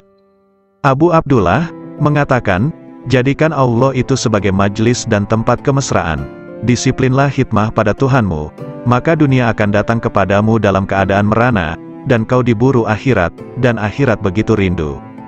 Hai pemburu dunia, tinggalkan dunia, maka dunia memburumu, lanjutnya. Abu Said Al-Haras mengatakan, suatu hari aku di tempat wukuf, lalu aku ingin memohon kepada Allah Subhanahu wa Ta'ala sesuatu kebutuhan, lantas muncul bisikan lembut tanpa suara kepadaku, di hadapanmu Allah, kamu masih mencari selain Allah. Ada seseorang menulis surat kepada saudaranya, Amma Badu, tamparlah muka para penghasrat dunia dengan dunianya, tamparlah pencari akhirat pada wajah pemburunya, bermesralah dengan Rabbul Alamin, wassalam. Abu Abdullah An-Nasaj mengatakan, janganlah menumpuk banyak surga bagi orang beriman, karena Allah akan memberikan kelayakan yang lebih banyak dibanding surga, yaitu marifat. Seseorang sholat jenazah dengan 5 kali takbir, ditanya kenapa sampai 5 kali, 4 takbiranku untuk si mayit, dan 1 untuk 2 rumah, dunia akhirat, katanya. Kisah terjadi ketika ayat Al-Quran dibacakan pada Abu Yazid, di antara kalian ada yang berharap dunia, dan di antara kalian ada yang berharap akhirat. Lalu Abu Yazid berkata, mana yang berharap kepada Tuhan? Amirul Mukminin Ali bin Abi Thalib berkata kepada Abu Bakar As-Siddiq, wahai Khalifah Rasulullah Shallallahu Alaihi Wasallam, bagaimana Anda meraih posisi derajat ini hingga mendahului kami? Abu Bakar Siddiq menjawab, dengan 5 perkara. Pertama, aku dapatkan manusia 2 kelompok, pemburu dunia dan pemburu akhirat, sedangkan aku pemburu Tuhan. Kedua, sejak aku masuk Islam, aku tak pernah kenyang dengan makanan dunia. Ketiga, aku tak pernah segar minum minuman dunia. Keempat, jika muncul di hadapanku 2 pilihan amaliyah, amal dunia dan amal akhirat, aku pasti memilih amal akhirat. Kelima, aku berguru, bersahabat, pada Nabi Shallallahu Alaihi Wasallam, dan aku senantiasa bersahabat yang sebaik-baiknya. Sungguh mengherankan, riwayat dari Umar bin Khattab, aku mendengar Rasulullah mengatakan, sesungguhnya amal-amal itu bergantung dengan niat-niatnya, dan sesungguhnya setiap orang tergantung apa yang diniatkan. Maka siapa yang hijrahnya kepada Allah dan Rasul-Nya, maka hijrahnya kepada Allah dan Rasul-Nya. Dan barang siapa yang hijrahnya kepada dunia akan mendapatkan dunia, atau kepada perempuan, akan mengawininya, maka hijrahnya tergantung apa yang diorientasikannya. Hadis riwayat Bukhari, Muslim dan Nasai dan yang lain. Hati kaum arifin senantiasa menuju Rabbul Alamin. Raihlah tujuan perjalanan akhir tanpa hambatan, hanya menuju dan bagi Allah, janganlah ke lain Allah. Setiap apa yang kau harapkan teguh dengan hijrah kepada Allah. Riwayat Anas bin Malik berkata, bahwa di bawah dinding di mana Allah Subhanahu wa Ta'ala memberi kabar melalui firman-Nya, dan di bawahnya ada perbendaharaan bagi keduanya, adalah lembaran dari emas, dan emas itu ada tulisan di dalamnya, Bismillahirrohmanirrohim. Aku heran kepada orang yang meyakini kematian, bagaimana ia bisa gembira? Aku heran pada orang yang meyakini takdir, bagaimana ia susah? Aku heran kepada orang yang meyakini adanya neraka, bagaimana ia bisa tertawa? Aku heran dengan orang yang meyakini sirnanya dunia dan penghuninya akan terbalik, bagaimana ia merasa tenteram di dunia. La ilaha illallah Muhammadur Rasulullah. Wahab rahimahullah mengatakan, suatu ketika aku berjalan menuju wilayah Romawi, tiba-tiba ku dengar suara di balik bukit sedang bergema. Oh Tuhanku, aku heran pada orang yang mengenalmu, bagaimana dia malah senang dengan bencimu demi kerelaan pada selain dirimu. Oh Tuhanku, aku heran kepada orang mengenalmu, bagaimana ia masih berharap kepada selain dikau. Lalu aku mencari suara itu. Ternyata di sana ada orang tua yang sedang bersujud, bermunajat. Maha suci engkau, sungguh mengherankan bagi makhluk, bagaimana mereka ini berharap padamu suatu gantimu. Maha suci engkau, sungguh mengherankan bagaimana mereka sibuk berbakti kepada selain engkau. Maha suci engkau, sangat mengherankan makhluk, bagaimana mereka rindu selain dirimu. Maha suci engkau, bagaimana mereka menikmati sesuatu selain dirimu, dan sesuatu selainmu. Lalu aku lewat, dan aku tak menghiraukan apa yang aku lihat. Abu Yazid berkata, aku heran kepada ahli surga, bagaimana mereka menikmatinya tanpa Allah, atau bagaimana mereka bisa bersukaria tanpanya. Aku heran olak ini. Warna hati kita yang sedang mekar baik, sering dinamakan kasturi jati. Sebagai pertanda bahwa kita tidak mudah goyah terhadap gerak-gerik sikap hati yang ingin menggapai sesuatu tanpa ilmu, ingin mendalami tentang ruh itu justru keliru. Lagi pula secara penataan, kita itu ibaratnya busana yang dipakai sebagai kerudung. Sedangkan yang ikat kepala sebagai sarungmu, kemudian terlibat ingatan ketika dulu, ibarat mendalami mati ketika berada di dalam rongga ragaku. Tampak oleh Sunan Kalijaga cahaya, yang warnanya merah dan kuning itu, sebagai hambatan yang menghadang agar gagal usaha atau ikhtiar atau cita-citanya. Dan yang putih di tengah itulah yang sebenarnya harus diikuti. Kelimanya harus tetap diwaspadai. Kuasailah seketika, jangan sampai lupa. Bisa dipercaya sifatnya. Berkat kesediaanku berbuat sebagai penyekat, untuk alat pembebas sifat berbangga diri, yang selalu didambakan siang dan malam. Bukankah aku banyak sekali melekat atau mengetahui caranya pemuka agama yang ternyata salah dalam penafsiran dan penyampaian keterangannya, anggapannya sudah benar, tak tahunya malah mematikan pengertian yang benar. Akibatnya terperosok dalam penerapannya. Ada pemuka agama yang ibaratnya menjadi murung. Ia hanya sekedar mencari tempat bertengger saja, yaitu pada batang kayu yang baik rimbun, lebat buahnya, kuat batangnya. Untuk kemuliaan hidup baru, ada orang yang berkedudukan, ada yang ikut orang kaya, akhirnya dimasyarakatkan, ibaratnya seperti sekedar memperoleh kemuliaan sepele. Jadinya tersesat-sesat. Ada pula yang justru memiliki jalan terpaksa. Demikian, artikel ini dimuat di Matops Blog. Assalamualaikum warahmatullahi wabarakatuh. Alhamdulillah, segala puji bagi Allah, Tuhan seru sekalian alam. Kali ini akan dibacakan nasihat atau wejangan Syekh Ahmad Ar-Rifai, pengasas Tarekat Rifaiyah. Nasihat ini diambil dari dailysufi.blogspot.com.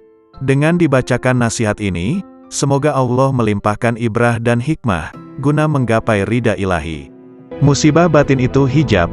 Sesungguhnya Nabi Shallallahu Alaihi Wasallam bersabda, perbuatan-perbuatan baik bisa menjaga serangan keburukan, dan sesungguhnya sedekah rahasia itu bisa meniup api amarah Tuhan, dan sebenarnya silaturahim itu menambah usia dan menghapus kemiskinan. Hadis riwayat Tabrani. Dalam hadis yang mulia ini ada pelajaran akhlak mulia, di mana kaum arifin membumbung menuju Rabb-Nya, sebab asas dari marifat adalah makarimul akhlak, semulia-mulianya akhlak, sedangkan akhlak buruk adalah, nauzubillah, adalah wujud terhijabnya rahasia batin dari Allah Ta'ala. Anak-anakku sekalian, di antara musibah rahasia batin terbesar adalah terhijabnya kita dari Allah Subhanahu wa Ta'ala. Maka siapapun yang mendapatkan musibah seperti ini, pada dasarnya ia telah menggabungkan musibah-musibah lainnya. Sang pecinta itu senantiasa mabuk ilahi, sang pemabuk tak akan merasakan derita musibah ketika mabuk, baru di saat sadar merasakan deritanya. Musibah terhijab dari Allah Subhanahu wa Ta'ala tak bisa diganti atas kehilangannya selamanya, kecuali dengan menepiskan segala hal selain Allah Subhanahu wa Ta'ala dari rahasia batin kita. Tak ada ancaman lebih serius di dalam Al-Quran dibanding ayat ini. Sekali-kali tidak, Sesungguhnya mereka pada hari itu benar-benar terhalang dari melihat Tuhan mereka. Betapa banyak orang yang taat tetapi terhijab dari yang ditaati Allah Subhanahu wa Ta'ala. Betapa banyak orang yang dapat nikmat tapi terhijab dari Sang Pemberi nikmat. Betapa banyak orang yang tidur, diberi rizki kesadaran bangun ketika ia sedang tertidur. Betapa banyak orang yang sadar tertidur justru setelah ia bangun. Betapa banyak orang yang pendosa, justru diberi rizki kewalian dan meraih derajat abrar. Betapa banyak orang zuhud yang gugur dari wilayahnya, dan menempuh jalan pendosa. Hijab itu siksa jauh dari Allah Subhanahu wa Ta'ala. Betapa banyak ahli amal yang terhijab gara-gara melihat amalnya, jauh dari memandang anugerah Allah Subhanahu wa Ta'ala, hingga mata hatinya buta. Lalu ia terlempar jauh, sementara ia menduga dirinya telah sampai, wusyul, kepada Allah Subhanahu wa Ta'ala, dan tidak ada yang lebih mengerikan di mata orang arif dibanding hijab itu sendiri, walau sekejap mata. Padahal siksa Allah Subhanahu wa Ta'ala terbesar pada hamba adalah hijab dan terjauhkan darinya. Salah seorang hamba Allah Subhanahu wa Ta'ala dikisahkan sedang bermunajat, "Oh Tuhanku, sampai kapan aku maksiat kepadamu, sedangkan Engkau tak pernah menyiksaku?" Kemudian Allah Subhanahu wa Ta'ala menurunkan wahyu kepada seorang nabi di kala itu, "Katakan kepadanya, sampai kapankah aku menyiksamu, sedangkan kamu tidak mengerti? Bukankah engkau telah aku tutup dari kelembutan-kelembutan kebahagiaanku? Bukankah aku telah mengeluarkan kemanisan munajat kepadaku dari hatimu?" Abu Musa, pelayan Abu Yazid mengatakan, suatu hari Syekh Abu Yazid memasuki suatu kota, kemudian massa banyak datang berjubal mengikutinya. Ketika Abu Yazid melihat mereka dan berjubalnya mereka, beliau mengatakan, "Ya Allah, aku mohon perlindungan kepadamu dari terhijab padamu karena mereka, dan aku mohon perlindungan kepadamu dari hijabmu atas mereka, karena gara-gara aku." Semoga Allah merahmatinya. Betapa banyak kesadaran itu, dan betapa benarnya Abu Yazid dengan Tuhannya, betapa besarnya kasih sayang Abu Yazid pada sahabat-sahabatnya kaum muslimin. Ia menginginkan kebajikan dan pandangan yang benar bagi mereka, sebagaimana pada dirinya.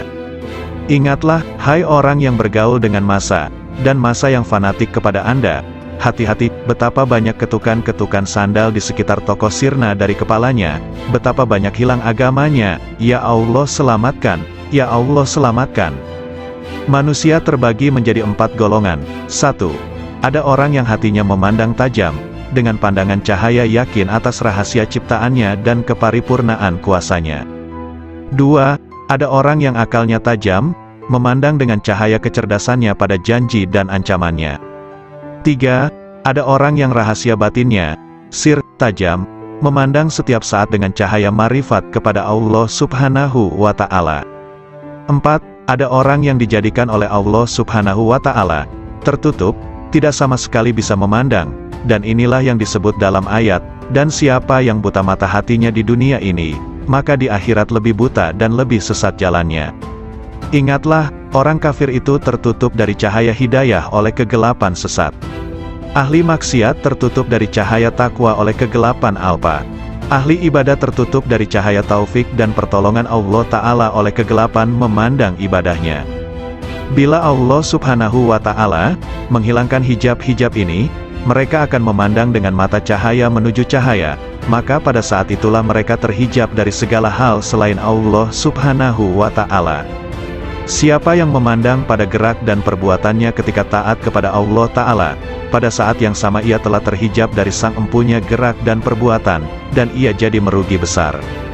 Siapa yang memandang sang empunya gerak dan tindakan, ia akan terhijab dari memandang gerak dan perbuatannya sendiri, sebab ketika ia melihat kelemahannya dalam mewujudkan tindakan dan menyempurnakannya, ia telah tenggelam dalam anugerahnya. Terkadang seseorang terhijab dari manisnya ibadah, melalui memandang ibadahnya. Terkadang seseorang terhijab dari kebenaran kehendak, karena memandang manisnya ekstase. Terkadang seseorang terhijab dari memandang Allah Subhanahu wa Ta'ala, Sang Pemberi Anugerah, karena memandang anugerah itu sendiri.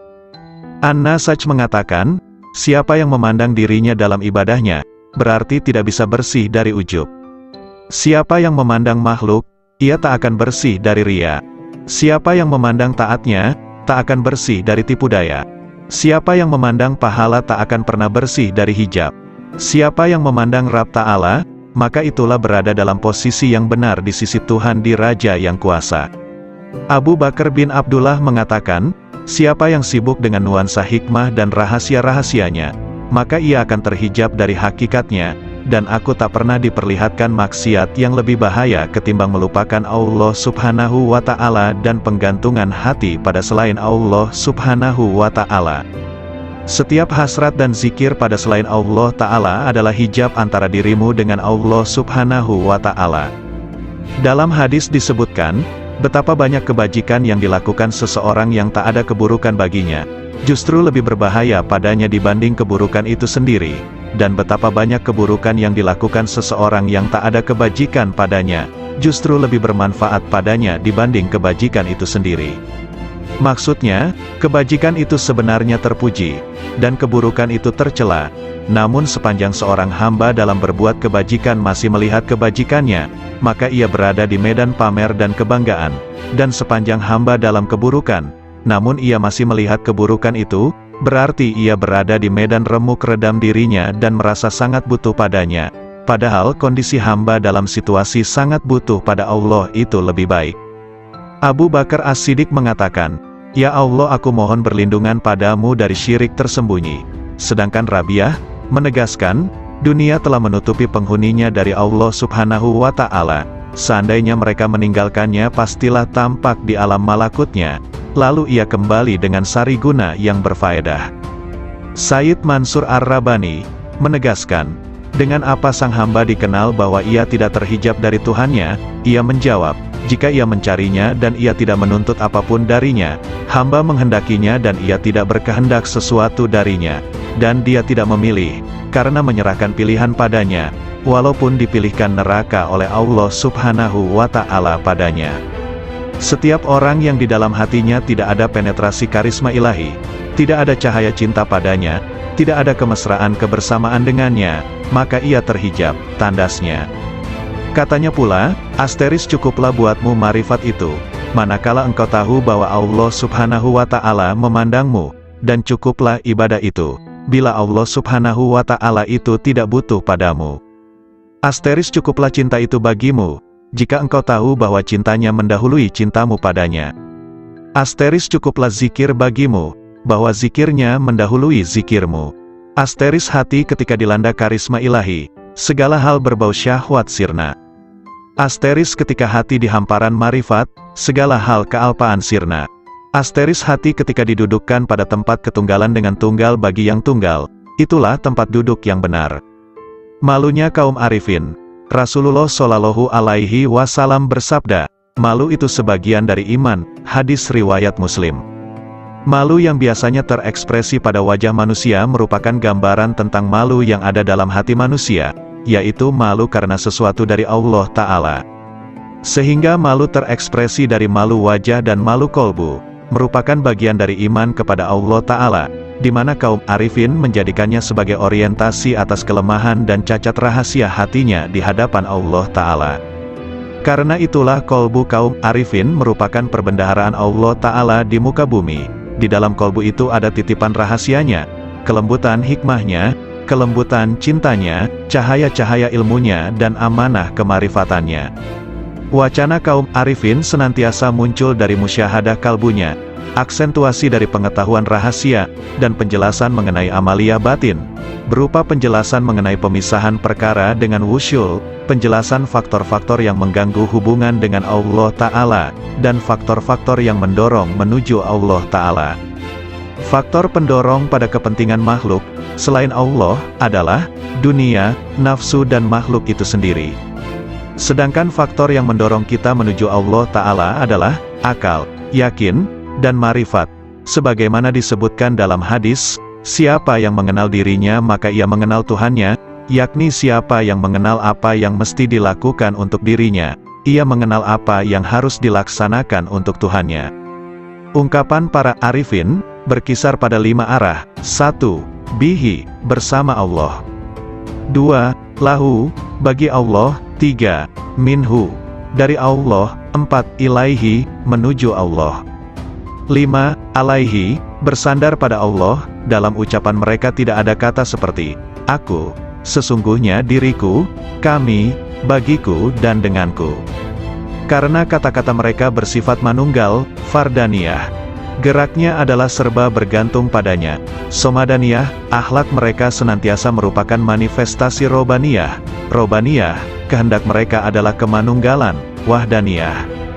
Isyarat mereka tidak akan dikenal kecuali oleh orang yang hatinya membara kepadanya, yang di dalamnya ada rahasia-rahasia tersembunyi, mutiara-mutiara suci, pancaran-pancaran cahaya, lautan kasih, kunci-kunci kegaiban rahasia, wadah kerinduan dan taman kemesraan. Yahya bin Mu'az mengatakan, hati itu seperti periuk, wadah ciduknya adalah lisan. Setiap lisan senantiasa menciduk apa yang ada di periuk hatinya. Abu Bakar Al-Wasiti ditanya tentang pendapatnya seputar ucapan ahli marifat, ia menjawab, gambaran tentang marifat seperti cahaya dalam lampu dan lampu itu digantung di dalam rumah, sepanjang lampu itu ada dalam rumah, sepanjang itu pula terang. Ketika pintu rumah dibuka, maka cahaya lampu itu akan menerangi halaman. Kalam kaum arifin senantiasa memancarkan cahaya kepada ahli cahaya, hingga air mata mereka meleleh, dan lisannya berzikir. Allah Ta'ala berfirman, bila mereka mendengarkan apa yang diturunkan kepada Rasul, kamu melihat air mata mereka meleleh, karena marifat mereka terhadap Allah, mereka mengatakan, oh Tuhan kami beriman dan catatlah kami bersama orang-orang yang menyaksikanmu. Metafor jiwa kaum arif seperti rumah, hatinya seperti lampu, minyaknya adalah rasa yakin, airnya dari kejujuran hati, pintalannya dari ikhlas, kacanya dari kebeningan dan kerelaan hati, dan gantungannya dari akal. Khauf itu adalah api dalam cahaya, sedangkan raja, harapan, adalah cahaya dalam api. Marifat seperti cahaya dalam cahaya. Lampu itu digantung di pintu lobang, jika seorang arif membuka mulutnya, akan muncul hikmah dari dalam hatinya, mengalirlah cahaya hati lewat mulutnya, lalu cahaya itu membias kepada mereka yang siap disemai cahaya, lalu cahaya saling bergantungan dengan cahaya. Ada sebagian ucapan lebih dahsyat dibanding cahaya matahari, dan sebagian lebih gulita dibanding gelapnya malam. Kalam ahli marifat senantiasa adalah perbendaharaan Tuhan yang Maha Suci, di mana sumber-sumbernya adalah kolbu kaum arifin, di mana Allah memerintahkan agar menginfakkan cahaya itu kepada yang lain yang berhak menerimanya, dalam firman-Nya. Ajaklah mereka ke jalan Tuhanmu dan dengan hikmah dan nasihat yang bagus berilah argumentasi dengan argumen yang lebih bagus. Sesungguhnya Tuhanmu Dia lebih tahu pada orang yang tersesat dari jalannya, dan Ia Maha tahu pada orang yang diberi hidayah. Sebagian arifin ditanya, manakah cahaya yang lebih hebat ketimbang matahari? Marifat, jawabnya, apa yang lebih berguna dibanding air? Ucapan ahli marifat, katanya, apa yang lebih harum aromanya ketimbang minyak kesturi? Waktunya orang arif, apa pekerjaan orang arifin? Memandang pekerjaan rububiyah dan panji-panji kelembutan kudrah, jawabnya. Hasrat orang-orang soleh, Abu Said Al-Balhi, ditanya, kenapa ucapan orang pendahulu, salaf, lebih utama dibanding orang akhir, khalaf? Karena kehendak mereka adalah memuliakan Islam, menyelamatkan jiwa, kasih sayang pada sesama saudara dan ridho kepada Ar-Rahman, jawabnya. Sedangkan kehendak kita adalah memanjakan hawa nafsu, mencari pujian orang dan mencari kenikmatan dunia. Tambahnya lagi, seorang hamba manakala taat pada Tuhannya, Allah memberinya rejeki seteguk air dari sumber marifat, lalu ia mengucapkan dengan lisannya, namun jika ia meninggalkan taatnya, ia tidak akan merusak taat itu, namun tetap tersimpan di hatinya, dan tidak mengucapkannya dengan lisannya, agar ia tetap dalam sesalnya dan menjadi cobaan dengan berbagai ujian. Tiada dua orang beriman yang bertemu, yang keduanya berzikir kepada Allah, melainkan Allah menambah cahaya marifatullah pada kedua hatinya, sebelum keduanya berpisah. Sesungguhnya Allah memunculkan ahli marifat di atas puncak gelombang lautan intuisi, kolbu dan memuliakan mereka di atas perbendaharaan rahasia serta rahasia pengetahuan yang tak terhingga jumlahnya. Tidak pernah putus uraiannya, tidak pernah ditemukan ujung dalamnya, tidak sirna keajaibannya, hingga mereka menyelami cahaya marifat, dalam kedalaman isyarat yang terpendam, dalam makna-maknanya yang tersembunyi, hingga keluar dengan keajaiban satriguna dan kelembutan bekal-bekal melimpahnya, hakikat-hakikat dan isyaratnya, yang membakar kolbu para pecinta, memesrakan ruh para penempuh. Itulah cahaya dari cahaya hidayah, di mana seorang hamba meraih petunjuk dari kebajikan riayah, penjagaan jiwa, jika meraih taufik dan inayah. Yahya bin Mu'az berkata, aku bertemu kaum arifin yang dilimpahi hikmah. Aku temukan mayoritas mereka tidak memiliki apa-apa, malah mereka dibiayai yang lain. Laits al-Misri, punya saudara yang ada di Iskandariyah. Ketika ia datang, saudaranya menjawab, aku sedang menghadap Allah. Mana faedah dari penghadapanmu pada Tuhanmu? Saudaranya diam. Lalu Laits mengatakan, sang hamba jika menghadap pada Allah dengan keselarasan yang benar, Allah memberikan faedah-faedah yang tak pernah terlintas di hati manusia. Yahya bin Mu'az, manakala bicara suatu hari, tiba-tiba ada orang yang berteriak keras di majelisnya, sembari merobek-robek bajunya. Hai, apa yang kamu katakan? Kalam ahli marifat. Ketika muncul dari sumber rahasia kemanunggalan, ia menggali hati orang yang dibakar rindu dan cinta dengan apinya, lantas sifat-sifat manusiawi sirna. Karena itu kalimat orang yang bertakwa itu posisinya mendekati wahyu. Suatu ketika ada kata-kata terucap dari mereka, lalu ditanya, apa yang membuatmu bicara seperti ini?